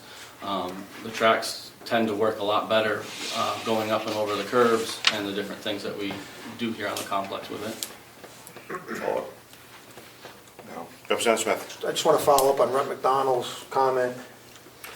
Skid steers are very versatile. You can put tracks on the wheels, so you can operate it during the summer season with wheels. If you want the tracks for the winter time, or if you're going into mud or something, I see the advantage. With skid steers, you can also change the tires, depending upon what you're doing with it. Meaning tracks are not always the best option when it comes to a skid steer. There's a lot of options with solid tires which will last thousands of hours versus tracks. Tracks are, to your point, wear out prematurely. So I don't think that necessarily is the best option. for the taxpayer. Excuse me, commissioners, do we have something to add to the conversation? No. Thank you. Is there an option to have a wheeled one with a set of tracks on the side? I'm sure if they make it, there's an option. I haven't gotten a price on that, but that's definitely something that I could look at doing. Well, it seems that we have a little bit more time before we have to finish up your capital expenditures. I suggest you get us some tighter numbers. Sure. What else do you have? I'm at $97.30 for a new mower. Yes, which, sir. And $44,000 for the skid steer. Yeah. And now we bounce into the sewer system and all the things that have been going wrong in the sewer system. Our sewer system came online in 2003 when the jail was built down in there. It primarily has 3 different control panels that run all the functions of what the sewer system does, from our grinder to our BioClears, which treat it, to sending it out to our sand filtration system, and then out to our overflow area with the effluent. This last year, we've had problems with our control panel that runs the grinder and the auger. We started diagnosing it one part at a time, fixing it, and we continued to have one of the particular parts, which they no longer make, of course, and I had to go online to look for, $800 part. Continue to have that same part breaking down, and we're like, well, after the second time, it's not that part, there's something that's causing that part, obviously. So amongst doing a lot of research with it, the other 2 panels were made by, custom made for us by a company that's still in business that we buy a lot of our parts through. I was able to get them to send up their guy, their expert that does this. He travels all over the world for this company doing this. Just happened to be, we got lucky, he was coming up for New Year's to go skiing up in Comeau. And so arranged it with him to be able to stop down and do an evaluation on our boxes because we're having tons of problems. And he came down and he looked at all of them and said, all of our boxes there's so many things going wrong to try to track down one or the other. And the technology that's in them is so outdated at 22 years old. The oldest system he's seen with clarifiers than his time was like 26 years. They recommend, 10 to 20 years that you're going to be upgrading different things. And we have upgraded our pumps. As they go bad, we put new pumps in, but our control systems, we haven't really had any problems other than a relay here or there that we were able to replace. Apparently 22 years and 2024 was the magic year that they all decided that they wanted to not cooperate. So we have to have this. In the meantime, I've called DES and I had gentlemen come out because if these aren't running, then our system's not running and we're liable for, dumping raw sewage out on the ground. We can't be having that. So I called the state and talked to an individual who came out and did a tour from the state with me that I was talking about earlier. And he also looked at our boxes and said, yes, this is no good. You guys need to be replacing these boxes with the updated technologies that are out there. And so I've gotten prices on that. We have to order those boxes. We have to have electricians come in and put them in. We have to have that company that custom makes them. We have 3 clarifiers. So the current system that's out there has 3 in one box, if you will. All 3 of them are in one box. He prefers that's much cheaper if we go with 2 boxes. One box that'll have 2 clarifiers, and then the third box will be a standalone box. That's more common to what they have in their where they make them, to have just 1 and 2s, not 3s. He said it'd be a cheaper route and a much faster route to look at replacing those. So that's what we went with. So we got 3 different ones of those. The electrician to come out and put those in, that company to come out and what they call commission, and they hook it all to the timings and everything that needs to be going on in those boxes with what our system is supposed to be handling. Various other things while he was out here, you know, our clarifiers, those are about, the quick estimates he gave me are about $30,000 a piece. We have 3 of them out there. By the time you excavate them and put them in and take them out, he says you're looking at around $100,000 per BioClear down there. He said ours, for their age, are in very good shape. He said most of the time he goes to these departments, they see weed whacking marks all the way around them. Ours are in very good shape. But over 22 years, the epoxy starts to fade and wear. And so they have an epoxy type stuff that we need to recoat those this year. We got a couple of pumps that'll need to be replaced. We've got parts inside that spray all over the median that need to be replaced. We have some junction boxes that need to be replaced. Hold on a second. Yes, sir. Director. Representative McDonald, you have a question? Thank you. Will, do you have anything in writing from these people, what everything is all together that's going to be needed? I have a thing that I've compiled all together, and I do have some copies here if it wasn't You have included. nothing from this company that says we need this, then this, then? Yes, I've gotten Just estimates. verbal stuff. I've gotten estimates from, there's several different companies involved in this whole thing, and I've gotten estimates from all of them, yes, sir. Do you have all that stuff to give us today? Not right here, but I have it in my office, and I can have it to you this evening. Thank you. Pretty much, yeah. I remember we were looking at this through when we started when the ARPA funds came in and we started looking at the water and sewer system. And do we not have ARPA funds to cover the sewer system? No, sir. We were given at the time by the commissioners, that board, around $2.5 million out of what the county was given. And we had originally, when the engineer came in and estimated the cost of everything, we were looking at around $3.5 million. Some of those things didn't have to happen because our water system was in better shape in certain areas than what they expected. And we're not increasing our demand, so it's not like we need another source.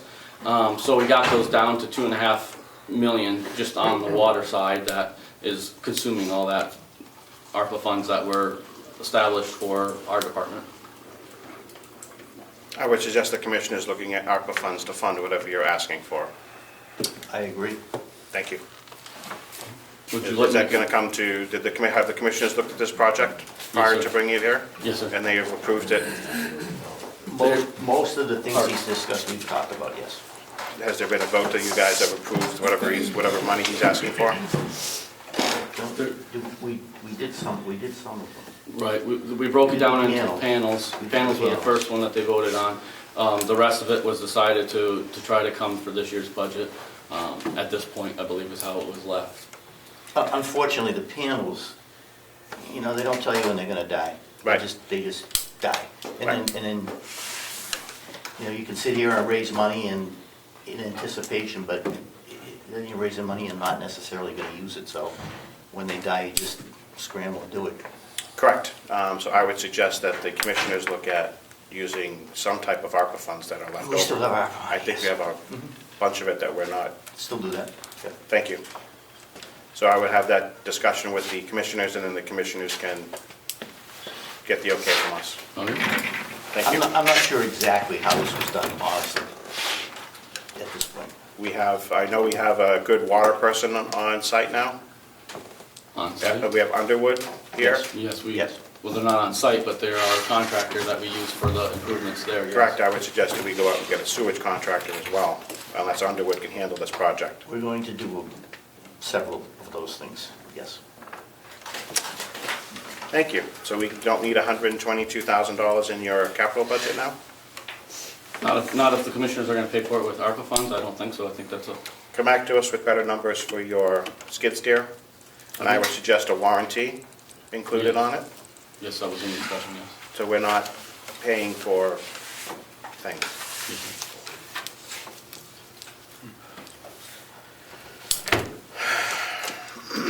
Well, we'll expect Will's new numbers. Thank you for the commissioners for looking into using ARPA funds to cover the sewer system. All right, you are all set for right now. We expect to hear from you shortly. Yes, sir. Thank you. Corrections. Oh, he's back, okay.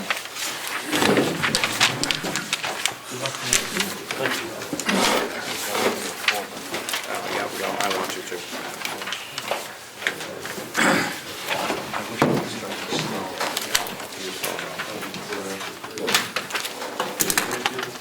All right, we have a, Mr. Chairman, would you indulge us in like 5 minutes to stretch, get a breath of fresh air? It's kind of musty in here. go ahead. Like, would you mind recessing, or are you just gonna carry on? You good? I'm carrying, if everybody's good, I'm carrying Then I'll on. sit down. If you would like to step No, up for I'm a not, minute. no, I'm not. I know what you want to do, but if you need to I'm go, not you missing can a go. minute. It's just kind of stable in here. Bob can crack a hatch if he needs to. Maybe, we could open a window. Fresh air open in here. All right, good enough. Welcome, Superintendent. This is the new superintendent. If you want to reintroduce yourself to everyone. Superintendent Brian King, yesterday was my end of my 6-month probation. Thank God it was yesterday and not today.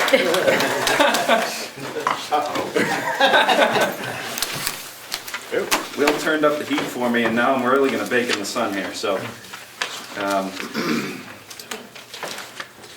You'll excuse my phone usage because of vision issues. I use it to Zoom things. I'm not texting, it's to read things, and sometimes have to wear my sunglasses, so. Understandable.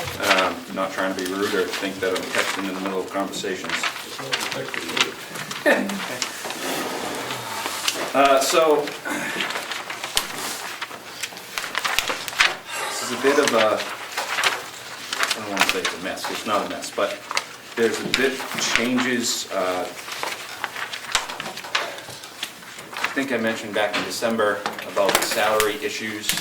The 24 salaries, apparently, unbeknownst to me, when I took over on September 1st, August 30th, whenever it was, we had 34 positions funded for the 24 budget, where in fact we have 37 people that have been working. I think the chairman at the time after the meeting said that you guys were aware of it was being cut when we were so short-handed back in 21, 22 timeframe. I wasn't aware of it until the end of the year, and everything came up massively short to do with payroll. So you're gonna see a huge, from the number you have, you're gonna see a couple $100,000 in salaries different. Because in the end, all of my salary-related lines, Social Security, retirement, Medicare, salaries, all ended up severely in the negative. Which I'm guessing is in this pile here. Yes. Yep. My bottom line budget was only $5,200 in the positive for 24. So. You went right to the line on that one. Yeah, well, things I never knew. At some point it becomes my problem. This one is not my problem. I can blame that all on the old guy.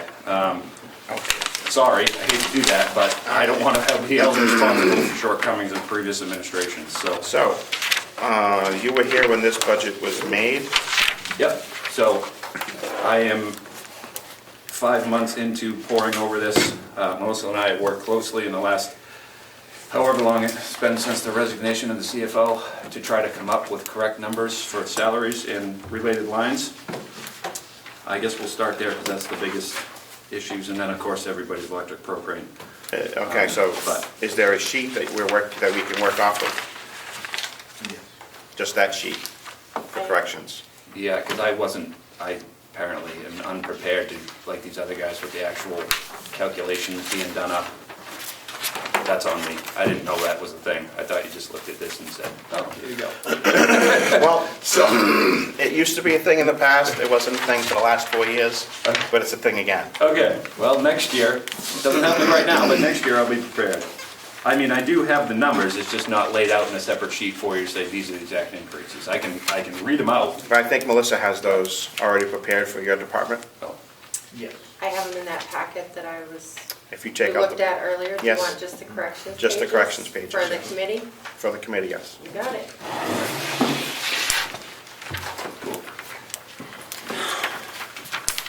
seeing as this is going to encompass a number of lines, we might as well have an overview of what we're going to be changing. How is the new, while we're waiting, how is the new medical contract people working out? I have some comments on that too. Because it was a financial benefit for us at one point. Yes, and it still is. I'm not going to argue with that. And the biggest thing is it takes all the liability off of us because we're paying a third-party medical provider to make those medical decisions. Right. It's no longer on us as the county. So overall, I have no issue with Prime Care Medical. They're great.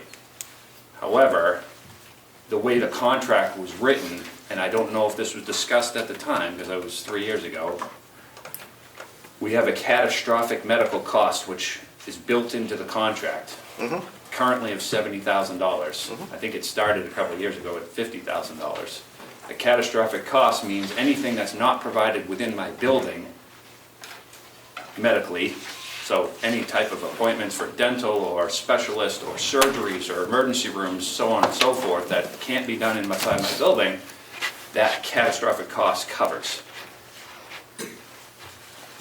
Consistently, and again this year, it never covers all of it.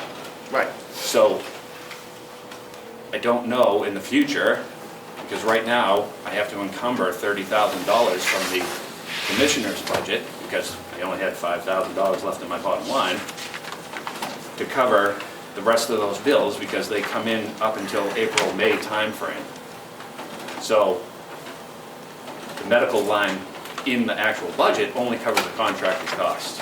Now, had it not been for all these other issues, I had about $45,000 left in that line.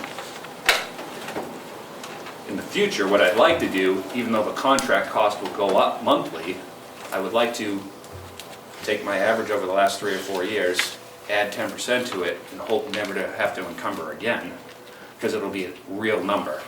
Well, why don't we? For as much as that can be a real number, because you never know what's going to happen medically. But I think Prime Care was very flexible with that number. I don't see why we couldn't renegotiate that for this year. if that's something you want me to do, I am more than willing and happy to do that. It's the commissioners that would renegotiate it. We would just approve it. They've been, I want to say, through the whole process, they've been very good to the county. Yes, Prime Care is wonderful, and the Yes. vice president is awesome. I would say that they would be willing, without speaking for them, but knowing, going through the process with them, I would say that they would be willing to make adjustments as we need to make sure that their program is fitting what our expectations are. Obviously, there's going to be a significant cost to the bottom line, but in the end, we are If there's paying something- it anyway.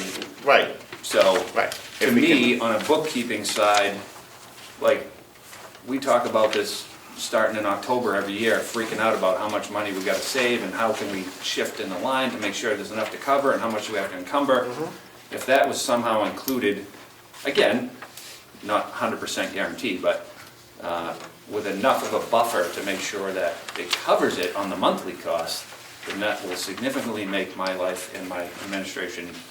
It makes all of our lives easier to pay $3,000 a month than $30,000 at the end of the year. Trying to find $30,000 costs 5 departments at the end of the year. Correct. So I would make a suggestion to the commissioners to give Prime Care a little jingle on the phone and say, hey, let's adjust these numbers and see what we need to do before April 1st, in case we need to make adjustments to his budgets for his payments. Mr. Chairman. Ms. Siemens. Set for you. Thank you. And Representative Smith. Thank you, excuse me.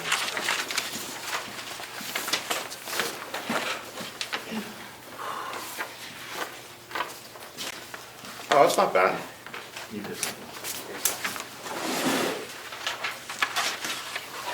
We have a sizable adjustment in electricity and propane, up. Yes. A sizable adjustment up in the salary lines, and then there's also a sizable adjustment in our software line because of a contract that we had with our, Securus, which runs all of our. You don't have to discuss that if that's security related. No, Securus is just the name of the company. Okay. They paid for our jail management system, Mhm. the JMS, everything, how we track all of our records and our inmates and their ins and outs and all that. They provided what they called XJail as that software at one point in time.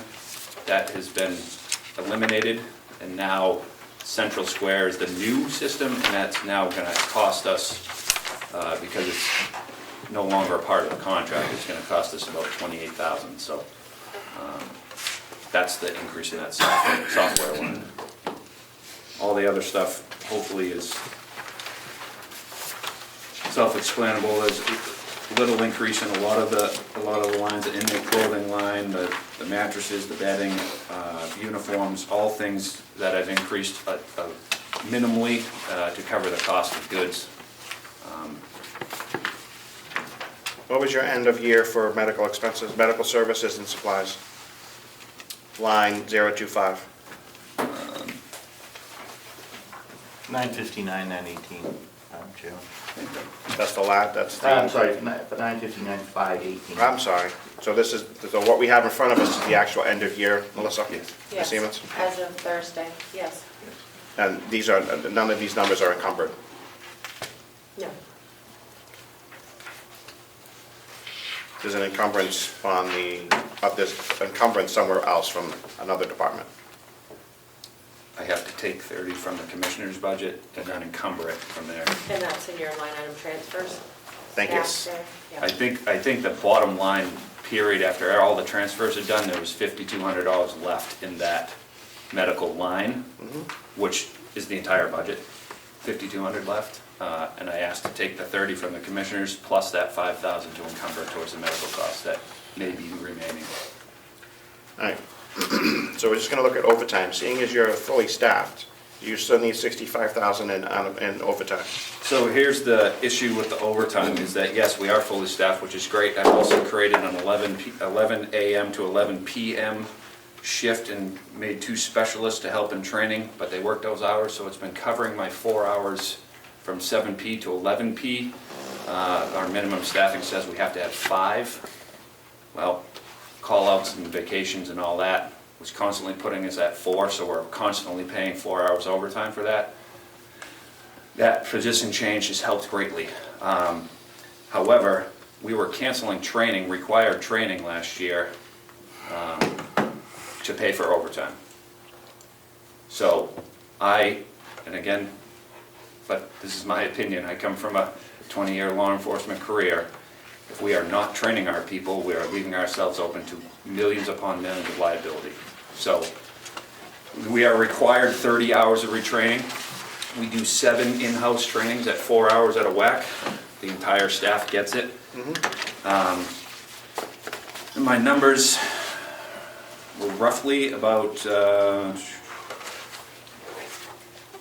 to do all of our trainings, it would roughly cost us about $35,000 to cover 30 hours, and that's all in-house. That doesn't even count out-of-house training. That's for overtime? For overtime. So I'm still gonna be under at that 65. I think because I've changed that shift, that I'll probably be right around what I spent this year, because my actual spendage was about 55. We were budgeted for 40. Because when I took over, I trained people. It was a liability that I was not willing to risk, and I don't think it really should be either.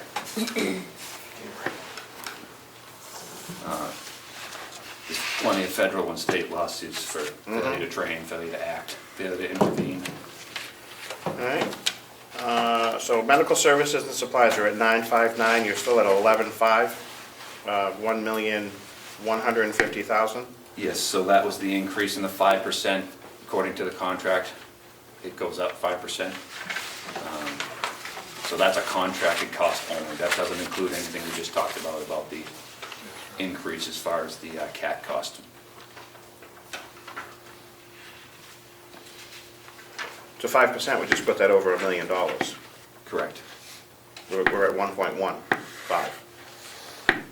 Oh, I don't know. I said correct. I thought you were talking about 5%. I didn't do the math, so.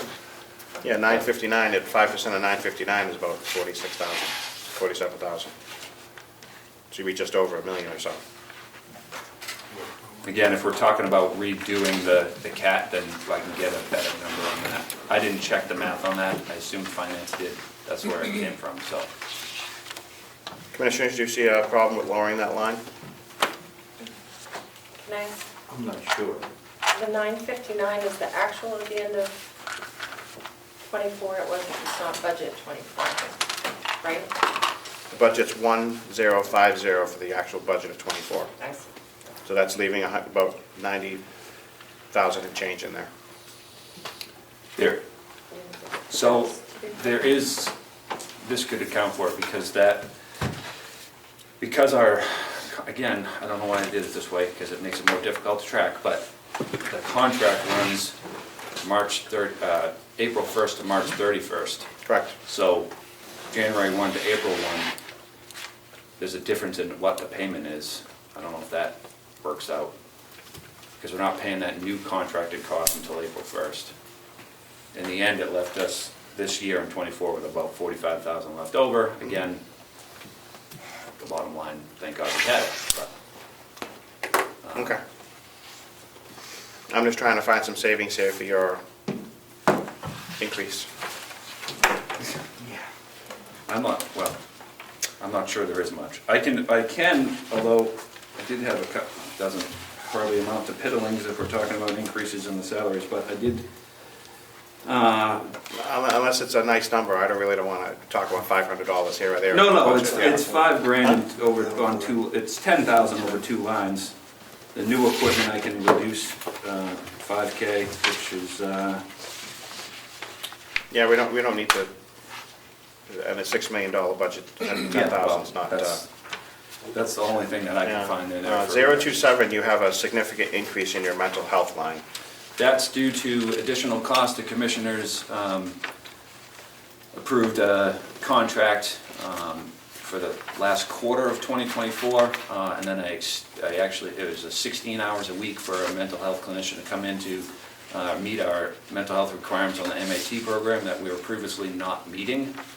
Again, something that was a liability that I fixed. So this year for the 25, I've increased that, lowered the weekly to 12 hours a week instead of 16, so that covers that extra cost. And again, these contract is just an hourly rate. We do have Northern Human Services to cover our 3 days a week, but they were overworked and weren't able to do the MAT part of it, so I hired Jim Stoddard to come back. He's been an employee a couple times of ours to meet that need, and that need was also spelled out in our newly accredited NCCHC National Accreditation for Corrections Health, which we got towards the end of 2024, which is huge. So yeah, we put some money towards that. Yep. Create grants and everything else for that. Yep, and a lot of work was done by our staff and our medical and it's a huge plus sign for us to get that. But in order to keep that, we had to do what I had to do, so. Commissioners happy with the increases? Happy? No. Well, Wouldn't happy wouldn't be the word. let me rephrase. Are the increases acceptable? They are. To the commissioners? They're, yes. And this is what you're recommending for adjustments to your budget? Yes. From last year? And I'll say one more thing on the salaries, because I'm super nervous about salaries. The salary sheet, I went over with Bonnie several times, as far as between the 34 and 37. There were some corrections that I noticed and emailed her back in mid-December. There's like 6 or 7 salaries that seemed to be off from what I currently had them making. So she said, don't worry about it, it's correct in the background. I don't know what any of that means. I'm not a mathematician or an accountant. So it's usually a back-end correction. Anyway, I adjusted the salaries to what they were supposed to be. It only ended up in a couple $1,000s. But in the end, I have zero clue if the bottom line of those salaries is the actual accurate number. And I'm very nervous about it, but I hope there's more money than I need, not less. Not less, because Not less. that's where we are I can currently. I can tell you, I think it's as long as I've been here, I don't think that jail has ever been fully staffed. And we are, well, unfortunately, I just had to terminate somebody last week, a long-term problem that was never taken care of. However, other than that, I have one on workman's comp and one on military leave, but other than that, we are full staffed and I want to keep it. So your workman's comp is out on leave, so they're getting workman's comp. And then your military leave, we're not paying him, you're just holding his job. I was able to hire, correct, I was able to hire a per diem employee Okay. to use some of his salary when he comes back. Actually, if it all works out, that per diem will take my terminated spot, so. You have a plan in place. I do. I like it. I'm a planner, I may have wrong numbers when it comes to salary, but And I know we did a lot of work on getting you a new contract to make sure you were competitive so you could hire these people. Correct. So And we we do do not another wanna- contract next year to keep Right. us competitive. Right, we do not want to. Absolutely not. We have good staffing, we have good numbers, and we have greatly reduced the personnel issues, and our morale has picked up. I can't put a number on it, but a lot in the last 6 months, and I'm thrilled, and I truly enjoy my job. So I'm thrilled with what my staff has turned around and hope to keep turning them around. Okay, so next year, I expect the savings. Yeah. Next year, I can tell you that my accounting, because my admin secretary is the best there is, and we have what we call a check register, so to speak, for every line, so we will never know, we will never have an issue. We've already planned to review in June where we're at with expenditures. and I keep would do track. it quarterly. Well, we can do that too. So, You want to set with those numbers? anyway. Motion to approve 6385874. I'll make that motion. Representative Smith. Representative Bucco. We are not going to go line by line, we're just going to attach this expense sheet to the minutes for so the clerk does not have a whole bunch of notations. Thank you. Any further discussion? Mr. Clerk? Okay, the motion for corrections to approve the budget of $6,385,874. Vice Chairman Smith. Yes. Clerk votes yes. Representative Bucco. Yes. Representative Metzler. Yes. Mr. Chairman. Yes. Motion passes 5-0.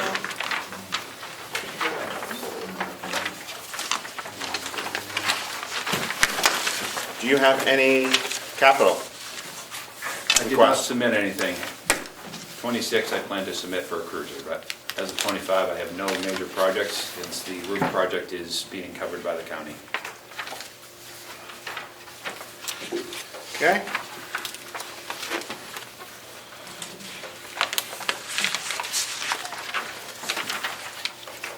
Then I'm guessing,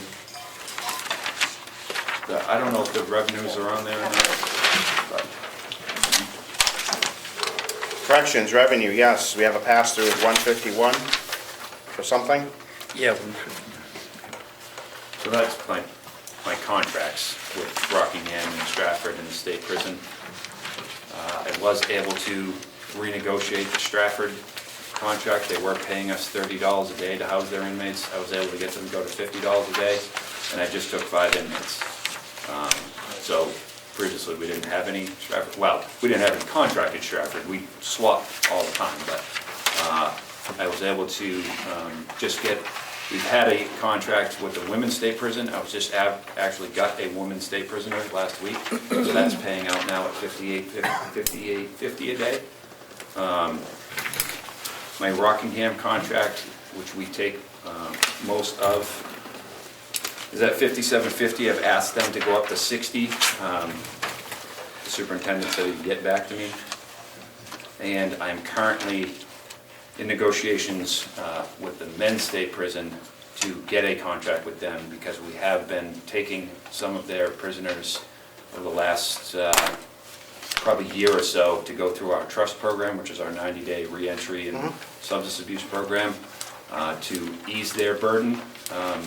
So I said, hey, once we get 3 or 4 guys through this, guys, let's talk about money. And I did have a meeting a couple weeks ago, a dinner meeting with their guy, and we are heading in the right direction to get paid for that as well. So doing everything I can to offset the taxpayers' dollars. Obviously, we're not a revenue business, but certainly we are not at maximum capacity. Currently today, we're at 44 inmates. Of those inmates, we have 30 of our own, 8 Rockingham, 9 Stratford, 1 women's state, and 1 male state. So we can go comfortably to 76, and then we would outstaff ourselves at that point. So are you currently staffed for 76 inmates and we don't have 76 inmates? Correct. So I'm trying to take as many as I can take. Unfortunately, that's all I've got so far. Stratford did say that because they are the biggest holder of the federal contract, that's why I reached out to them and said, hey, we're willing to take some of your guys, if guys or girls, if you're willing to, if you need the room because of the new ICE mandates by President Trump. So I imagine as that goes further, that will probably take more Stratford guys. Okay. So I'm comfortable with that 150 number. Next year at this time, I'll be able to give you a better accurate number. I know in the past, we went up to like 220. No way. That's not with the current stuff. I mean, maybe moving forward if we get a big influx. And the county attorney says that the regular numbers of prisoners hopefully will start turning around after this lull in the court system due to the transition from felonies first back to the old way. Hopefully we'll get some more inmates in. But we're in the reaction, not the proaction business. So. All right, motion to approve 151 in revenue for the corrections. I'll make that motion. Thank you, Representative Smith. Representative Bucco? Second. Thank you. Any further questions for Superintendent on this? Mr. Clark? Okay, approve on 151, the revenue for corrections. Vice Chairman Smith? Yes. Clerk votes yes. Representative Bucco? Yes. Representative McAleer? Yes. And Mr. Chairman? Yes. Motion passes 5-0. Thank you. Keep us in the loop on how your contract's going with Prime Care, please. Yeah, we'll do that. Thank you. So I should reach out to them and begin that negotiation next week? Yes, for sure. Yep. Thank you. And the target date's before 4/1, so before 4/1, we have to get moving on that quickly. Well, if we're gonna give them more money, they'll probably move pretty quick. Thanks, Brian. Thank you. Do you want to, or do you want to leave? We can come back next week if you want. We can come back during the week. We can come back. No, let's go. You want to go? I gotta go. Okay, you want to wait? Huh? You want to wait on the nursing home? I don't mind. You know, Make the motion approved. Start talking. You want to do it next week? You want to start during this week? See that? Yeah, that's good. It's quick, quick riddance. I'm happy to keep going. Everybody wants to go. Yeah. I'm gonna go. Okay. Okay. Gotta go for. I'll stay. I mean, if you, Well, he stayed with us. Give us a quick overview of your budget. We might call you back. Thank you. Okay, so, to start with revenue, went up, my budget this year is going up 5.2%. Yep. Versus the year before. My expenses unfortunately are going up probably about the same, about a little under 6%. Yep. Revenue looks good. You want to talk expenses, you want to talk revenue, you want to talk capital? Let's talk revenue because I see a large revenue number sitting here. Lots of it good, yes. I'm being cautiously optimistic because of the issues we've had in the past. This revenue budget is more than reasonable, and I'm confident that we can attain it. There was one small error on the revenue budget of about $200,000 in interest expense. Not sure how that happened, but... For the bond payment? Sure. Go for it. In your 1126 packet on the revenue. What page? Interest income. It's line 300, 3404050. Hold on, no. You I'm got sorry. it. page 5. What page is that? Page 5. Okay, thank you. They don't have the revenue. Okay. Which, So it says interest income, yep, 24, it was budgeted at $800. It looks like maybe an extra 2 was added. And it should only be 25,000 perhaps, not 220,000. Yeah. Yeah, so I don't know if it was a clerical error or... I would say clerical. I'd even put that at 20,000. Interest rates have gone down. Looks to me. We'll just take 200 out, make it easy. Other than that, revenue looks strong. Our, oh, I got the hand, sorry. Oh, you good? Oh, Good. I was I'm just just gonna get the hand from the I'm wife. just writing it down. I'm gonna lead you on your questions. Go for it. So, we've always had an issue with ProShare. Yep. I noticed that in the past, that we've always tried to capture more costs. Are we gonna continue, as commissioners, are we gonna continue on that trajectory of actually making sure that we're capturing all the costs associated with running this nursing home? Because that has been a large increase of the ProShare comes from that, our expense revenue, our expenses. Correct. So are we gonna continue on that trajectory? I believe we are going to do that. And we have budget ProShare conservatively at 1.7 versus this year we received 2.5. So I'd rather, just like last year, I'd rather budget conservatively because every year this is a moving target. Right, and especially with the feelings at the state level on the budget, there might not be as much ProShare. Correct. Coming up for the next 2 years, so I like your thinking, keeping it conservative for us. Because we'd rather have it, we'd rather not have it, we'd rather not book it, and then not have it. Absolutely. Yep. Also, MQIP's a big one. Yep. We're just under that, so this year we're gonna be a little under 1.2, we're budgeting at 1.21, and that's also revenue-based. So the higher revenue you have, the higher the bed taxes and the more money you get back. Correct. So 5.5%. Yes. 5.5% from the feds. So. Yeah, it's a pass-through for them. Okay. They take their, we send it to them, they take their money, and they send it back to us. Pretty much, yep. Like all of us. It works for years. Yep. Our daily rates of our Medicaid and our skilled, and our skilled have gone up. Every 6 months, we have to send in information to the Department of Public Health.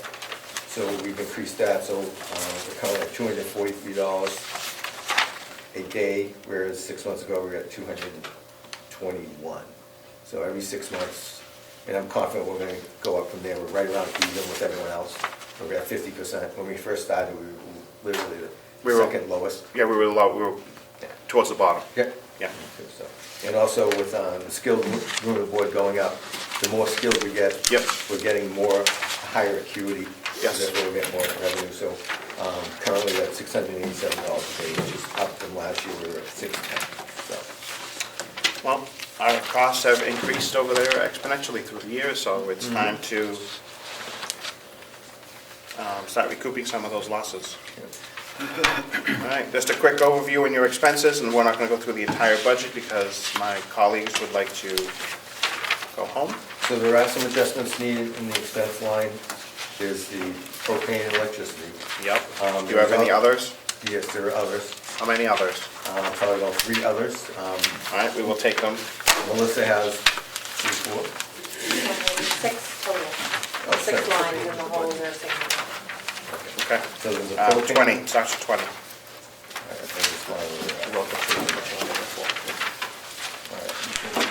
So one of them is the bad debt expense. That is, yep, I see that. It has never been booked. Correct. It's been a balance sheet entry. I'm not accustomed to doing just a balance sheet entry. If you want to keep it as a balance sheet entry, that's fine, but it's usually a profit and loss. Correct, it should be in the back of the budget. It shouldn't be in the expenditures, because it's not actually an expenditure. Okay. That's not the way I've always done it. It's always been. Okay, so talk to me about it then, because maybe I missed. So obviously there's gonna be some bad debt, because there's gonna be people. There always is. Right, so Klein has been doing it as a balance sheet. I have no problem if it stays like that, because it's not gonna hit my profit and loss. Right. If we're gonna change it, then I need to change the budget.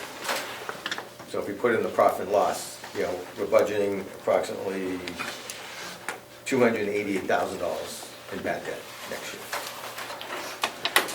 So either way you want to do it, I'm okay with it. Believe me, my 2 years in accounting does not make me an expert. Me neither. I always thought it was carried on our balance sheet because sometimes it's collectible, sometimes it comes in multi-years. If it's, especially if it's Medicaid and it's misclassified, you know. Right. And it'll come in 6 months after it's due, or even 2 or 3 years after it's Right, due. but we tend not to write anything off. The stuff we're writing off now is 3-4 years old. Right.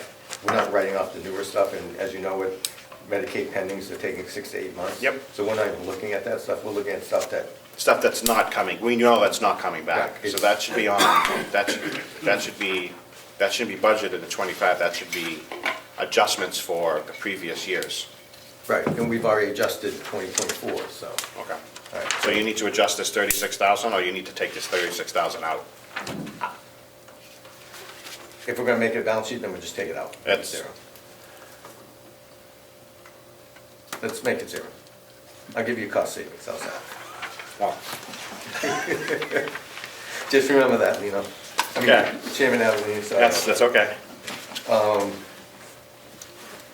Let's look at the Sally LNA line. That's gonna have to be adjusted. Okay. When meeting with finance, Hold on, I need a page. That's nursing, page 22, Yeah, 441. LNA, M&A, are we going up or down? we are going up. Yep. The reason why is, as you can see further down, we made an agency line. The reason why we didn't do an agency line before was because you wanted to see what's gonna be in the agency line. I think we're at a dollar amount, you're gonna be looking at it every time I come anyways. So it's real. Unfortunately, when you take money out of the LNA line and put in the agency line, there's a lot of factors that go with it, Medicare, insurance, Medicare, health insurance, retirement. So my last conversation with finance was, I just need to get to a balanced budget. So do whatever you need to do with the LNA line to make that work. And unfortunately, that never happened. So there is an increase, I need to increase that budget to $2,774,424. 277, 2,774,424.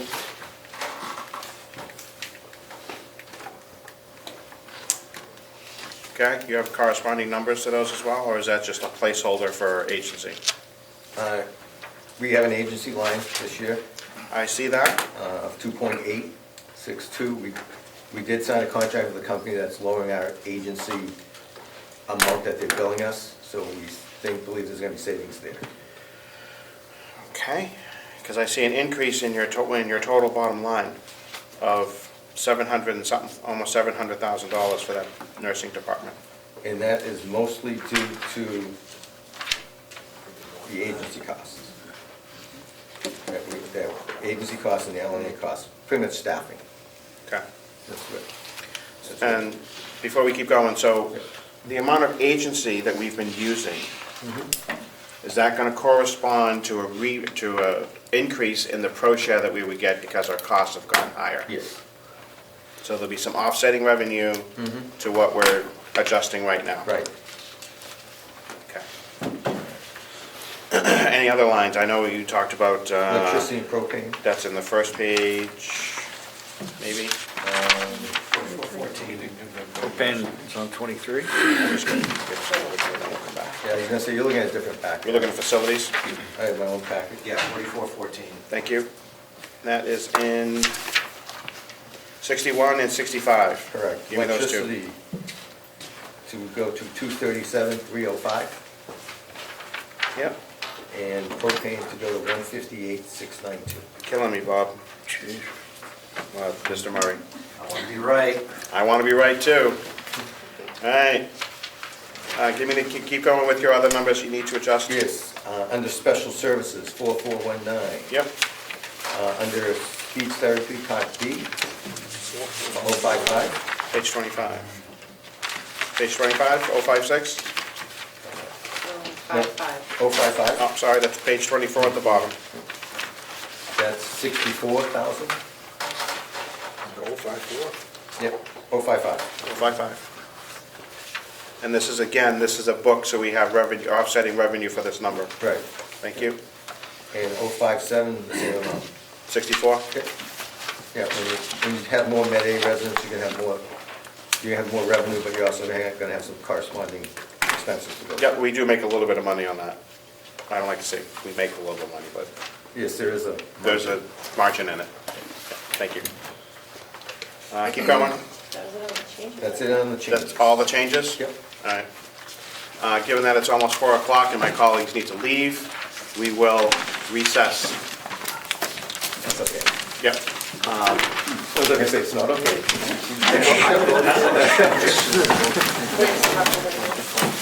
Yeah. Actually, we'll do we're gonna do your revenue right now. You wanna bang out, We'll get something done. you wanna bang out capital at the same time, I'll take you. No, just revenue. Just revenue for right now. He's gotta go, and he's gotta go. All right. 1316994. Motion to approve revenue as presented. Take 200 off. We did. Yep. Could you repeat that? What you have? 1316994. Yes. We're just taking 200 out of the interest line to keep it easy for me, because all I'm seeing is numbers now. I'll move that. Thank you, Representative Smith. Do we have a second? Representative Bucco? Yes, Thank you. I have a, Question? Sure. it's 13169. Yep. 13169. Yep. For 200,000. What? They decreased it by 200,000. Oh, okay. I didn't hear that. I just heard him say that. I heard him say one. Okay. Mr. Clark? This year revenue, 13,169,694. Vice Chairman Smith. Yes. Clerk votes yes. Representative Bucco? Yes. Representative Mangaleer? Yes. And Mr. Chairman? Yes. Motion passes 5-0. Thank you.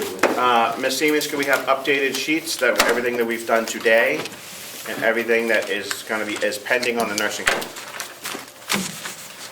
And whatever's left. It'll be quick. We are in recess to the call of the chair. 3:56.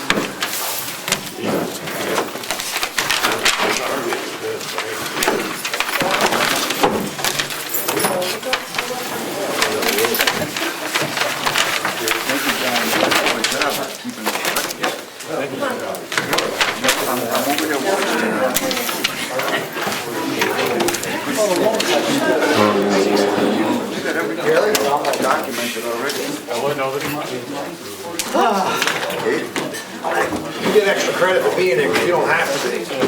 This was really helpful, actually. Yeah? I haven't worked on budgets, Oh. so like the fact that I've actually spent 2 years listening to it, it's Yeah. finally Yeah. sinking in. You get